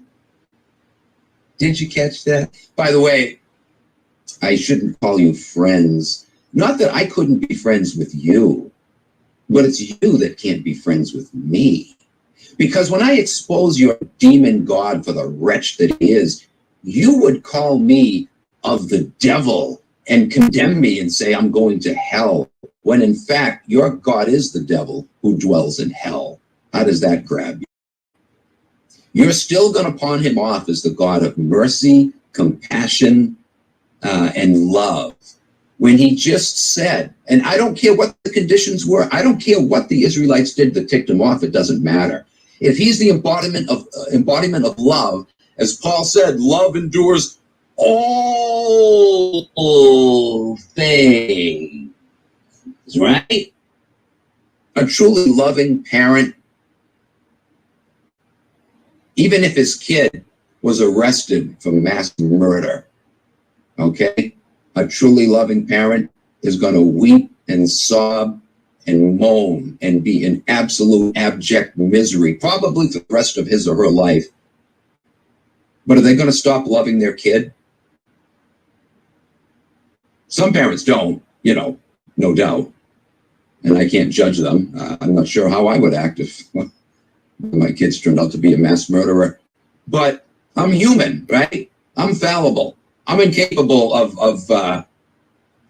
perfect love. I might be so disgusted with them that I will never visit them in prison. I don't know. I really don't know. Maybe after 5 or 10 years, I might go visit them. I'll still be disgusted with them. But I'll tell them, I've forgiven them. And if there is a God out there, a real God, or not God, but a creator. I hate the word God because of all that comes attached with. If there is a creator and we have to stand before him one day, I hope he can forgive you too. And I hope you realize what you've done is wrong and you're remorseful for it. I hope that I would be able to do that. But forget me or any other human. We're all imperfect, right? If we're talking about what's supposed to be a perfect God who has perfect love, that God would endure all things and would be forgiving, regardless what his beloved children did wrong. If they came to him begging for forgiveness, love endures all things, according to Paul. True love, Yahweh is supposed to be the embodiment of true love. He would be forgiving, right? But no, Yahweh says here, I will allow no pity or mercy or compassion to keep me from destroying them. And yet, how many times does the Bible say, the Lord, abounding in mercy and compassion and love, blah, blah, blah, blah, blah, blah, blah. I have loved you with an everlasting love. Therefore, I have drawn you with loving kindness. This is the same schizo who said, I will allow no pity, mercy, or compassion to keep me from destroying you. Maybe we should feel bad for Mr. Yahweh if in fact he is schizophrenic. Nah, screw him. I don't feel bad for him. Seriously though, guys, that's the best you can say about him. He's a schizo and thus belongs behind bars. Personally, I think he should be roasted over an open fire slowly. But nevertheless, at least lock the SOB up. He's dangerous. And we know he is because we've seen him throw his little temper tantrums, right? Fire and brimstone. The earth opens up and swallows a whole group of people because they ticked him off, over and over and over and over and over. And if he's not doing the killing, he's telling others to do his killing for him, right? Telling the Israelites, kill everything that breathes, including young suckling infants. Kill them all. Indiscriminately. Even says old people, elderly people, kill them too. No mercy on anyone. Young women, maidens. Sometimes, don't kill the maidens this time. I want to sit back and watch you rape them. Leave the virgins alone, but kill all the women who have slept with a man. Remember those passages? Bible's loaded with them. Yes, Bible dupes, your God is just so loving, isn't he? The only way you continue to call your God loving, Bible dupes, is if you reinvent the meaning of the word love so that it means the very opposite of what Paul defines it as in 1 Corinthians 13. Not only did Yahweh admit that he does not endure with his love, but he frequently talked about how he would hide himself from his own alleged favorite people, the Israelites, right? Deuteronomy 31, 17 and 18, for example, he says, "Then my anger will be kindled against them," again, the Israelites, "in that day, and I will forsake them and hide my face from them. And they will be consumed, and many evils and troubles will come upon them." They'll be consumed, and many evils and troubles will come upon them. Remember, Paul also said love does not take pleasure in evil, right? Or in doing harm. Oh, Yahweh here is talking about great pleasure he's going to have, unleashing his wrath upon them. Listen to this. Again, this is how a psychopath talks. This is not how a loving person talks. Bible dupes, you claim your God is love. Where's the love here? How does this fall under the banner of love? Do you understand that either your God isn't loving, or else you have a very twisted understanding of what love actually is? You're not even identifying love the way Paul does in 1 Corinthians 13. Do you see how bereft you are of a sound mind because of what this book has done to you? And yet Paul says, God has not given us the spirit of fear, but of power and of love and of a sound mind. Yahweh doesn't have a sound mind himself. How could he give that to anyone else? Yahweh doesn't have love. So how could he give that to someone else? Yahweh, though, according to the Bible, does have power, doesn't he? And that's all he's about. It's a big power trip. That's all he's about. I have created you for my glory. What a self-indulgent wretch.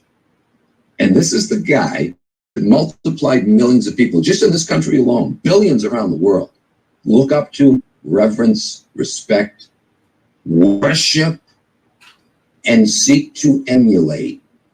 Well, again, if you've listened this far to this video and heard what a wretch this monster is, if you still want to walk the Yahweh path, if you still want to emulate him, once again, let me invite you to stay the hell as far away from me as you can get. Don't ever come near me, ever. I want nothing to do with psychos like you. You belong behind frickin' bars. You're a danger to your own self, let alone the rest of society. How in the world can anybody endorse this garbage when they take a look at it? Look at it! Stop reading your Bible selectively, cherry-picking the passages you like. The game's over. The gig is up. Anyway, the passage goes on to say, or Yahweh goes on to say in this passage, they will say in that day, when Yahweh unleashes his wrath upon the Israelites, is it not because of the fact that our God is not among us, that these evils have come upon us? But I will surely hide my face in that day because of all the evil which they will do. For they will turn to other gods. That's the evil. Most of the time, almost without exception, when Yahweh throws a temper tantrum at the Israelites, it's simply because they turn to other gods. Again, it's all about him. It's not about the actual evil things that they have done to other people. He doesn't care. He told them to do other evil things to other people, right? Kill everything that breathes, including young suckling infants. That didn't arouse his ire. That didn't get him to want to punish them for going and mass murdering other people. No, he was all for it. He told them to do it. That's not what was evil. What was evil is, you dare not give me glory. You gave glory to other gods, which he admits don't exist, right? He says the other gods are fake, they don't exist, and yet he claims he's jealous of them when he admits they don't even exist in the first place. How the hell could you be jealous? Would you be jealous, listener, whether you're a man or a woman, would you be jealous if your partner, your husband or your wife, was cheating on you with their imaginary friend? Think about it. Really? Would that make you jealous? Would you freak out finding out that, behind your back, your wife or your husband was up in the bedroom thinking about an imaginary lover, someone that doesn't even exist? I can understand if you were jealous about them looking at porn and lusting after someone that did exist. But no, someone that didn't exist, some imaginary friend. Would that make you jealous? It would make you sad, and you'd want to get help for your partner, right? Take him to a good psych and get some serious mental conditioning going on there. But would that make you jealous? How could you be jealous of a fictional, non-existent character? And yet that's Yahweh. Yahweh got enraged with the Israelites for cheating on him with non-existent imaginary friends. You gotta love it. To him, that was the ultimate evil. That warranted him taking temper tantrums out on them. And yet, again, when they did things that really were bad, hey, no problem there. In fact, I'm glad you did it. I wanted you to do it. I told you to do it.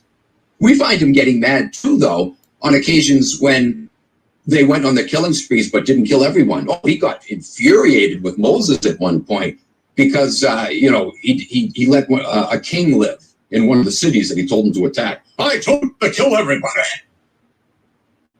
Unfreaking believable, man. And these horrific accounts can be found on every single page of the Bible, both sides of every page. I'm not exaggerating. Pick any page of the Bible you want at random, and you're going to find intolerable crap thereon. And if after reading 3 or 4 verses you don't find anything, keep reading. You will. You'll run into it right there on that page, on that side of that page.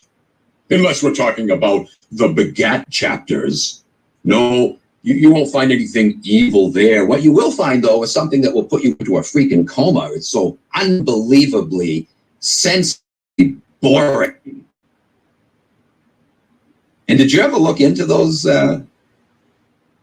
begat chapters? It just goes on and on. Jehozabad begat Jehoshaphat, and Jehoshaphat began Jeluzabab, and it just goes on and on and on.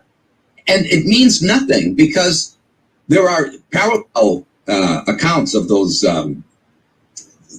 genealogies, and they conflict with each other. Jesus's genealogy in the book of Matthew totally conflicts with the biblical, the Old Testament version, right? Totally conflicts. There's added names that don't belong there. There's names missing that do belong. It's mind-blowing. What the hell is that in there for? It doesn't even accomplish anything. It serves no purpose. Again, except to put you to sleep.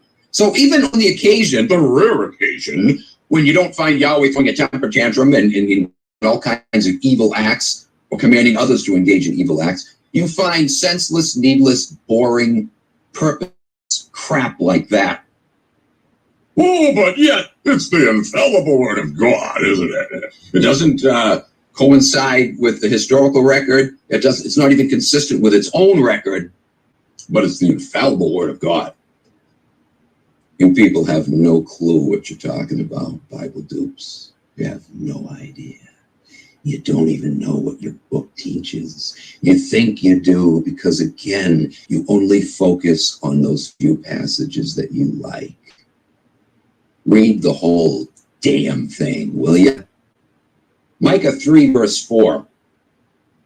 Then they, the Israelites, will cry out to the Lord, but he will not answer them. Instead, he will hide his face from them at that time because they have practiced evil deeds. And again, what are evil deeds? Almost always, without exception, idolatry. He didn't care about other deeds. There is one passage where Yahweh got mad with David and said, "You have shed innocent blood." But what a joke that is, because Yahweh actually commanded David on many other occasions to shed innocent blood. He commanded the Israelites over and over again through Moses, through Joshua, et al., to kill everything that breathes, including young suckling infants. And yet he gets mad on one occasion with David for shedding innocent blood, and Bible dupes will leap on that and say, see, God isn't about shedding innocent blood. He condemned David here for doing it. Oh, once again, you love that cherry picking, don't you? You love that cherry picking. How convenient that is when you ignore mounds and mounds of other passages that show that Yahweh got his rocks off on the death of innocent little children and ripping up the wombs of pregnant women.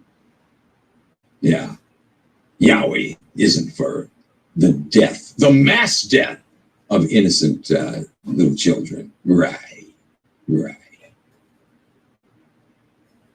Ezekiel 39:23, I, Yahweh, hid my face from them, the Israelites. So I gave them into the hands of their adversaries, and all of them fell by the sword. Oh, you could just imagine Yahweh up there with his buddies, Jesus to his right side and Gabriel to his left as they're munching on their popcorn. Ha ha! Take that, Israel! That'll teach you to worship those false, non-existent gods again. Oh, look at that! Jab him with that sword! Yeah! There's one behind you! Get him! Oh, great! Wow! This is entertainment, baby!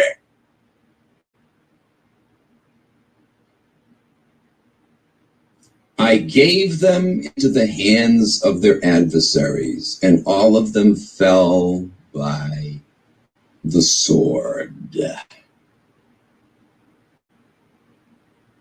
This channel isn't just about attacking Christians for their false religion. That's the dominant religion in this country. So that's the one I focused on. And it's the one that crushed me for 40 plus years of my life. But, these same criticisms, of course, apply to Islam and Judaism. Naturally. I marvel. How could any Jewish person who is truly concerned about what is right and is against what is wrong, how can you worship this God? I don't care that it's your national heritage, it's your genetic, you're genetically connected with this group of people, if in fact you're a real Hebrew. There's a lot of Jews out there that aren't even Hebrews, that have no genetic connection whatsoever. Well, they do to some degree, but not direct, not a full connection. I'm talking about the Hebrew Jews now, the original Middle Eastern Hebrew Jews. I don't care that it's your genetic connection to your ancestors. Why, pray tell? How, pray tell, could you honor and reverence and respect a God like this, who treated your own ancestors like crap? Never mind that he told the Israelites to go into foreign nations and kill everything that breathes. This God killed your ancestors too.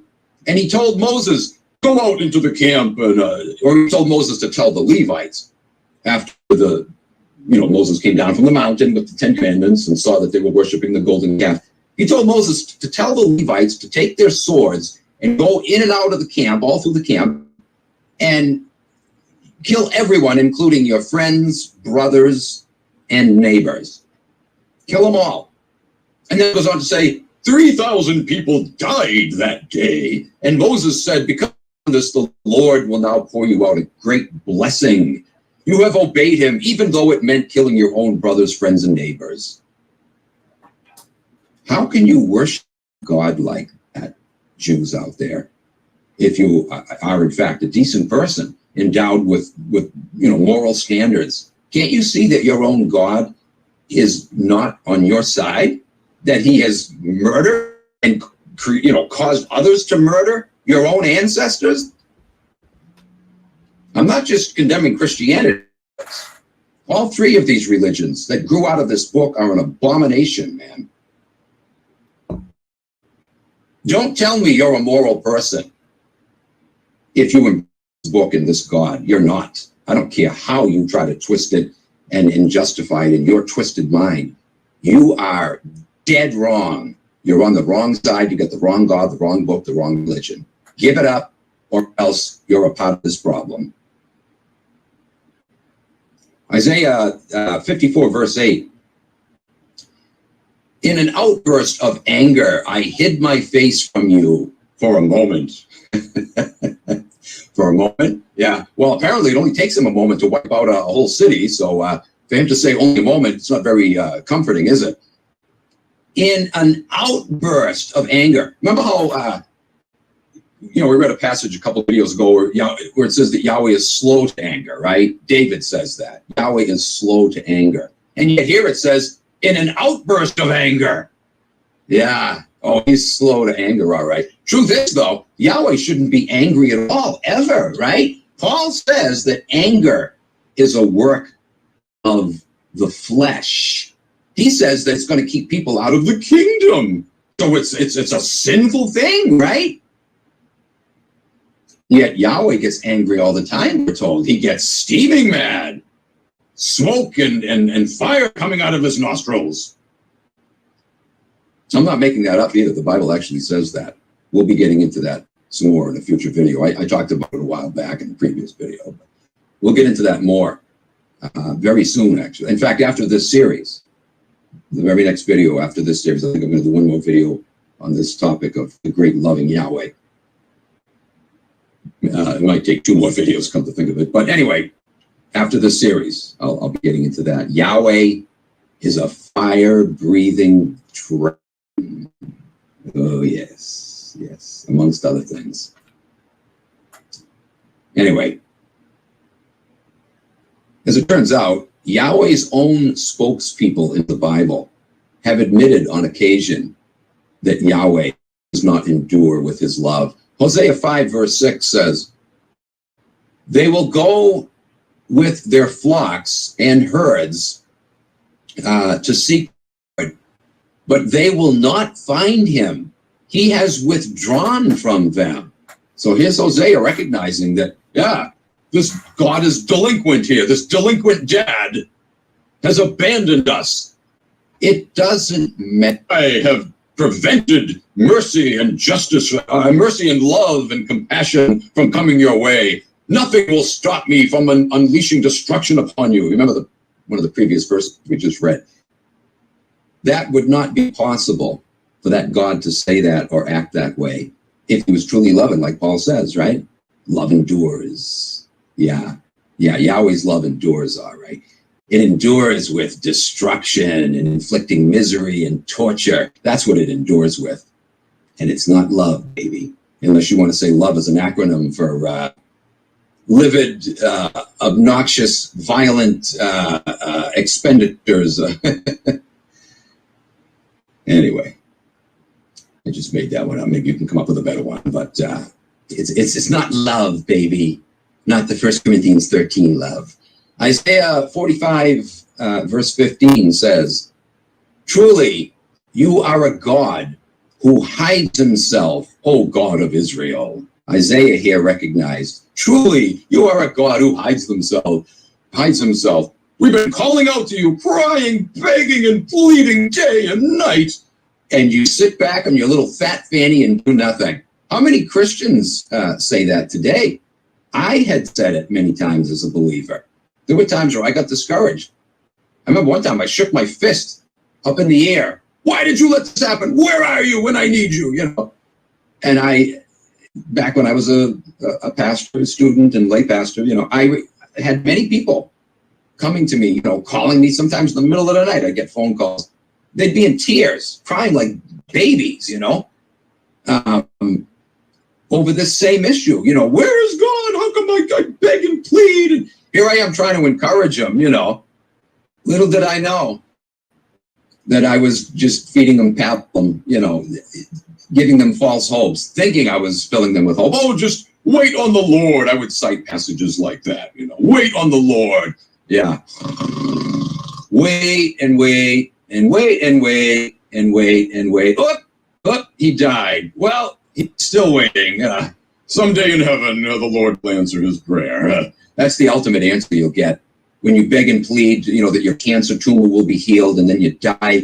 The people will say, well, He's in a better place now. In a way, God did answer his prayer. He's healed now. It's especially disgusting when you see people like that who are on death row with some deadly disease. They're earnestly pouring their heart out and clinging to passages like in the book of James, where James says, if anyone is sick among you, let the elders gather around him and anoint him with oil and pray over him, and the Lord will raise him up. Do you know how many times that pattern has been followed and nothing happened? I had a friend that I watched die slowly from a tumor years ago, back in 2002. He struggled with it for 3 years from the time he was first diagnosed. And prayed and prayed. Oh yeah, we went through that routine. The oil and the elders gathered around. We prayed and prayed, believing that lie in the book of James that God was going to raise him up. That's not an if, perhaps. There's no conditions attached, no disclaimer statements that, well, God might not, depending on whether or not, blah, blah, blah, blah, blah, blah, blah. Nothing. It is a promise. It is a guarantee when you read that slop. Pray over him, anointing him with oil with the elders, and the Lord will raise him up. Well, the Lord didn't raise him up. He died. That book is so disgusting. You can point this out to people. They can even have experiences like that themselves with loved ones that they watched die, even though they prayed over them as the way the Bible prescribes, and they'll still continue to believe. What the hell are you believing in, and on what basis? You've got a God who lies to you constantly. Jesus said, whatsoever you ask, I will do it, that the Father may be glorified in the Son. Ask anything in my name, and I will do it. Jesus was a liar. How does that grab you? Of course he was. You dare call him a liar? Yes, I do. I just did. And I'll do it again. Jesus was a liar. Ask anything, no disclaimer statements, not even the possibility that he might not answer. He guarantees he will answer. And he says anything, ask anything, and I will do it. And yet, you ask him for everything, and he does nothing. Why should anybody, just on that basis alone, why should anybody believe in your nonsense, your ridiculous, tyrannical monstrosity of a God, your beloved little savior who hasn't done a damn thing? Supposedly, Jesus died to eradicate the problem of sin 2,000 years ago, and yet the problem of sin has continued on as it ever has. If anything, it got worse, right? Look at what Christianity has done to this world. I've heard people so many times say, oh, well, Christianity has done a lot of great things. Individual Christians, yes, because they're decent people. But the religion as a whole, especially organized Christianity, the Crusades, the Inquisition, are you freaking kidding me? You're going to tell me Christianity has brought good to this world? The sin problem has exponentially magnified because of Christianity. What good did Jesus, the whole Jesus movement across the board, Protestantism and Catholicism, what the hell good has it done for this world?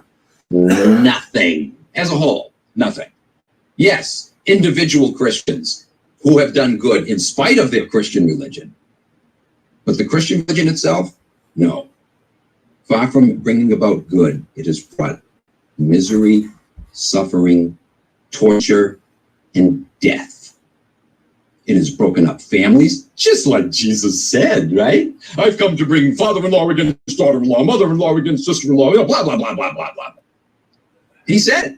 Mr. Family Values said it himself. He came to bring division. Think not that I have come to bring peace. I've come to bring division. He also says, don't think I've come to bring peace. I've come to bring a sword. And he's done just that, hasn't he? The sword, all the crusades. Take back the Holy Land in the name of Jesus. Kill as many Muslims as you can. Millions of people were tortured and burned at the stake because they didn't bow and acquiesce to the wishes of Almighty Mother Church. Oh yeah, Christianity has done so much good for this world, hasn't it? Well, freaking 3 cheers for the great Jesus. You not only don't know your Bible dupes, you don't know history either. And again, I know I'm going to get comments, oh, you're so harsh. You'd better believe I am. I'm pushing back with the same force that they've been pushing us. I'm not talking to the decent Christians out there, okay? Let's make that distinction.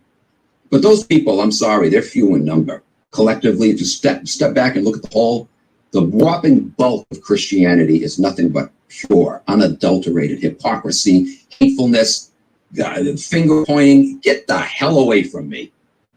Those are the kind of people I'm talking about. That's where my anger stems from. I can't stand the bulk of them.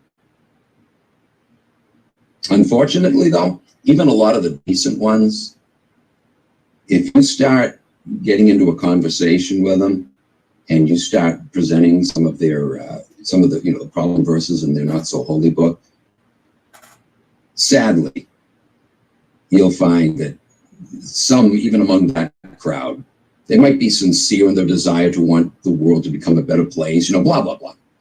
But you'll see their fangs, horns, and claws come out, and you'll see that they don't have the love that they lip service you with all the time. They don't. Some do, yes, but the bulk of them don't. They really don't. They don't even know what love is. How could they? Look at the example they have set for them here in this wretched, phenomenally disgusting book called the Bible. Anyway, moving on to Psalm 13, verse 1. How long, O Lord? How long will you forget me forever? How long will you hide your face from me? This is David crying out to Yahweh in prayer. So again, we saw several passages where Yahweh says, I will turn my face away from you. And now we see his own fan club expressing sorrow and distress over the fact that, yeah, he's hiding their face from him. He's hiding his face because either A, he doesn't exist, or B, he does exist and doesn't give a crap because he's not loving. He would rather sit back and watch and be entertained by watching you suffer. That's what he's into. I will mock at your calamities. Yeah, Mr. Love. I guess to some degree, I have to admit, Yahweh is loving. But you know what he loves? He loves torture, misery, suffering, and death. He has an unfailing love for those things. No question about it. You won't get any argument from me there. Yahweh is overflowing with that kind of love. Psalm 44:24. Why do you hide your face and forget our afflictions and our oppression? There you go, right from the Holy Book itself. An acknowledgement that Yahweh is a delinquent daddy. He doesn't care. Either he doesn't exist, and I hope you do know he doesn't exist. He was just invented by some sick, twisted minds. But nevertheless, if you want to insist he exists, okay, fine. Well, what good is he when you can cry out to him to the embodied love and compassion, and he does nothing? Think about that for a minute. Suppose you're a parent, or if you are a parent, imagine one of your kids is about to get into a car accident, and you're God, you're all powerful, and you know the car accident is going to happen because you know the future, right? But what are you going to do? You're going to sit back and watch that car accident unfold. You're going to see your beloved son or daughter go flying through the windshield and witness their head crash into a telephone pole and watch their skull splinter into a million pieces, blood and skull fragments and brain fragments splattering all over the place. You're going to sit back, having all power and all love, and watch that play out and do nothing about it. You're going to watch women get raped, kids get raped, people get robbed, having their houses cleaned out by robbers and thieves, having the international bankers rip off whole countries and drive whole countries into poverty, living in desperation so that a few scoundrelous bankers can walk away holding all the booty. And Yahweh, having all power and all love, supposedly, able to stop this, and yet sits back and does nothing. They arrest people for that, don't they?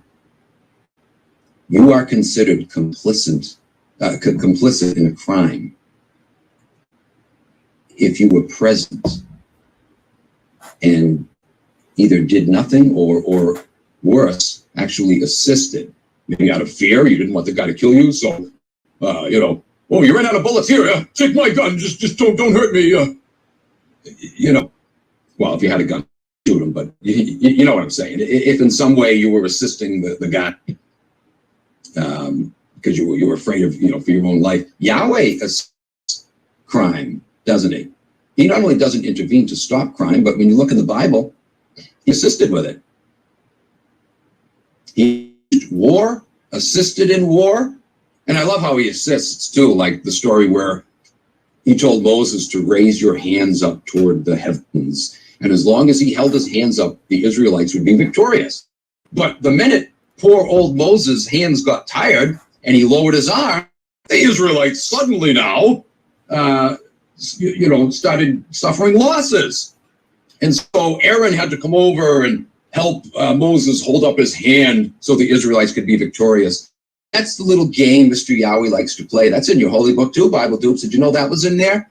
You're God. You're a psychopath God who loves to sit back and be entertained watching die, and then watching an old man suffer because his hands are tied and can't keep them raised anymore. Well, that's not my problem, Israel. Moses couldn't keep his hands raised. I don't care that he's a frail old man. Screw you. You're out of luck. I'm going to sit back now and watch you suffer for a change. Whereas as long as Moses' hands previously were raised in the air, I gave you the victory. Raging, freaking psychopath. Can Yahweh intervene? According to the Bible, yes. We saw in that story that he supposedly intervened, right? He intervened to give victory to Israel as long as the old man was able to hold his arm in the air and didn't get tired. But then he sat back on his fat little fanny, chomping on his butter-laden popcorn, and watched the Israelites lose because the poor old man got tired hands and couldn't hold them up anymore. You have got to be kidding me. Are you embarrassed yet, Bible dupes? You'd better be. Because, again, if you're not, that means you're a psychopath, too. If you still love Mr. Yahweh and his little holy book, and the religions that have been spawned from it, you're a psychopath too. Welcome to the Psychopath Club, founded by Mr. Yahweh himself. Stay the hell away from me, baby. Stay the hell away from me. Anyway, Psalm 10, verse 1. You know what? I don't even need to read the rest of these. You already get the point. Psalm 10, verse 1 is another example. David crying out, "Where are you?" Job 13:24, Job got into the act. He got disgusted. Where's this God? He's abandoned us. Yep.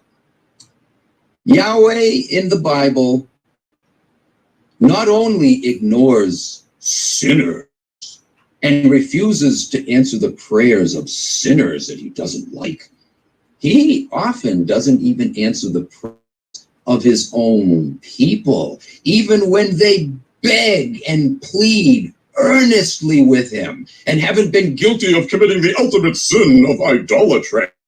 He still ignores them on occasion, depending on the mood he's in, depending on whether Mars is lined up with Sagittarius, depending on whether the coin he flipped lands on either heads or tails.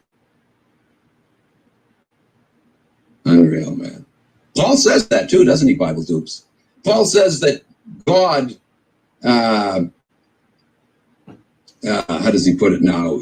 Basically God does what he wants. Oh, God shows mercy to whom he will show mercy. He will have mercy upon whom he chooses. In other words, he can just, flip a coin. I decided today I'm going to have mercy on you, but tomorrow, you're out of luck, baby. Maybe the next day I'll have mercy again, but enjoy my mercy now while it lasts, because I'm not going to share it with you tomorrow. He will have mercy upon whom he will have mercy. And he says that in the context of talking about how he loved Jacob but hated Esau. Well, this is a perfect example of Yahweh arbitrarily choosing whom he will have mercy upon, right? Because it turns out that in that story, Esau was the good guy. Jacob was the scoundrel who lied to his father and tricked him out of his brother's inheritance, Jacob was the scoundrel. And yet Yahweh, because he chooses whom he will have mercy, Yahweh chose the bad guy to favor and chose to hate Esau, the good guy. Oh, again, 3 cheers for Yahweh. Oh, your God is looking so good right now, Bible dudes. And once again, he's really passing this love test of Paul in 1 Corinthians 13 with flipping colors, isn't it? All right, guys. Well, you know what? I was going to stop there, but I just got a few more passages, so I'll finish up with these, and then I'll wait for the next video for what follows. In spite of all of these admissions that Yahweh will turn his back, he won't always be there, he's going to abandon, and then we see many of his people crying out on occasions like that. Where are you, God? Not just when they were guilty of some heinous sin. In the peak of his great relationship with Yahweh, when Yahweh was calling him his friend, right? There were even times where Yahweh wouldn't answer David, and David was perplexed over it. Why do you not hear me? Anyway, in spite of all these admissions, both from Yahweh and his followers, that this delinquent deity, this delinquent dad in the sky, forsakes and hides from his people. Notice these lying promises made by Mr. Yahweh. I'm glad I didn't close the video when I did, because, I forgot that this is very important. This is a great way to end this particular presentation. Jeremiah 33, verse 3 says, "Call to me, and I, Yahweh, will answer you." Can you believe the audacity of this lying fraud artist? Call to me, and I will answer you. And yet we have just seen multiple examples of passages where Yahweh himself not only said, "I will not hear them, though they cry out earnestly to me." We just read where David, Job, et al. Were perplexed that Yahweh wasn't, Isaiah, were perplexed that Yahweh wasn't answering them, even though they were not sinners indulging in idolatry at the time, right? They were loyal and faithful to Yahweh, and still he wasn't answering them. Call to me, and I will answer you. Jeremiah 33, verse 3. BS, baby. Here's another example of Yahweh lying.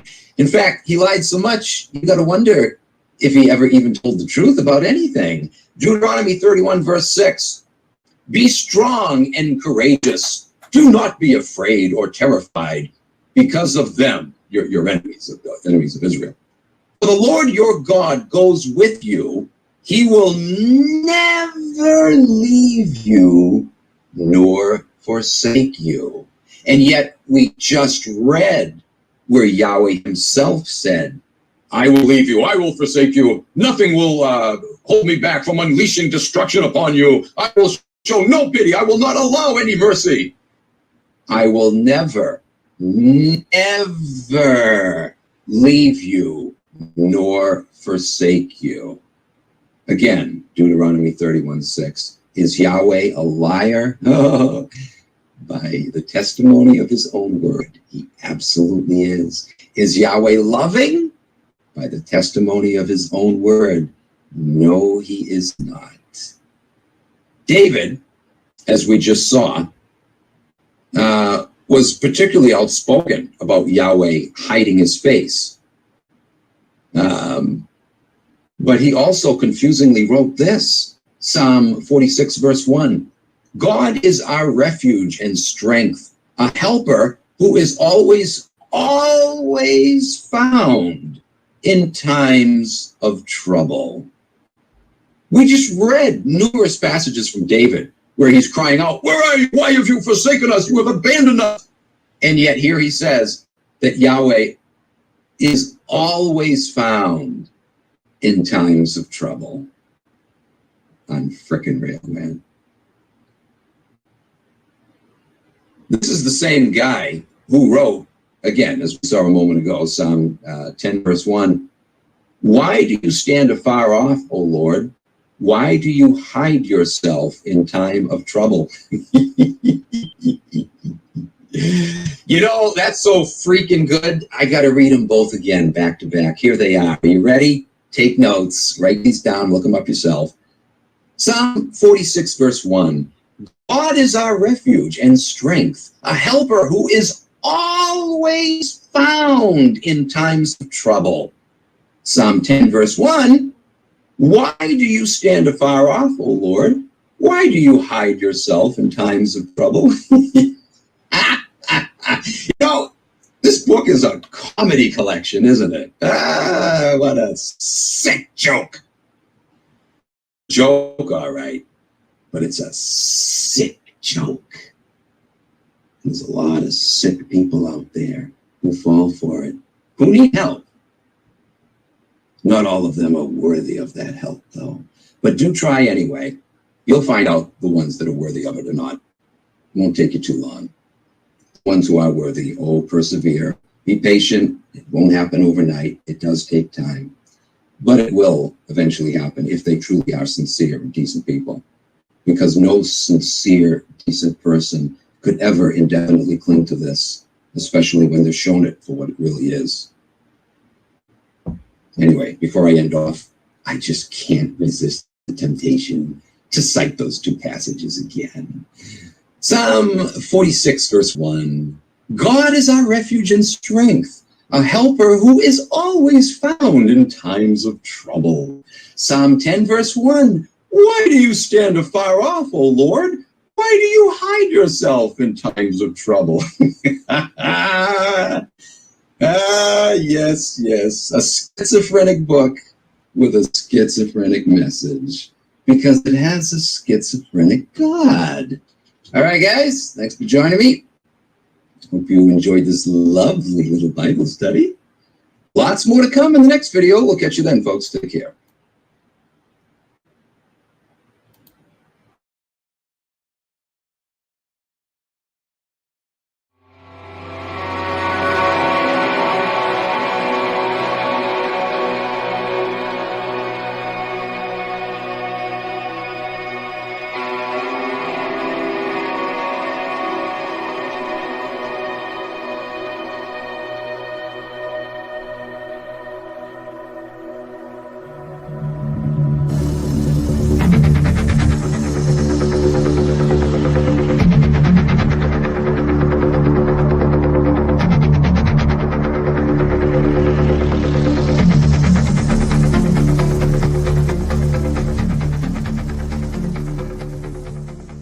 Watching are some of these entities, these interdimensional, ultra-dimensional beings, spirits that I have filmed in the trees in February of 2023. The shadowy beings that just manifest, their heads manifest, not just the eyes. It's not just pareidolia. There's something there in the trees. Spirits, some that look like humans, others that don't look so human, like some that look like maybe Bigfoot. Some people call them demons, some people call them this, that, the other. Whatever they are real. You can find out for yourself. You just need to start focusing on the trees. The trees are the answer.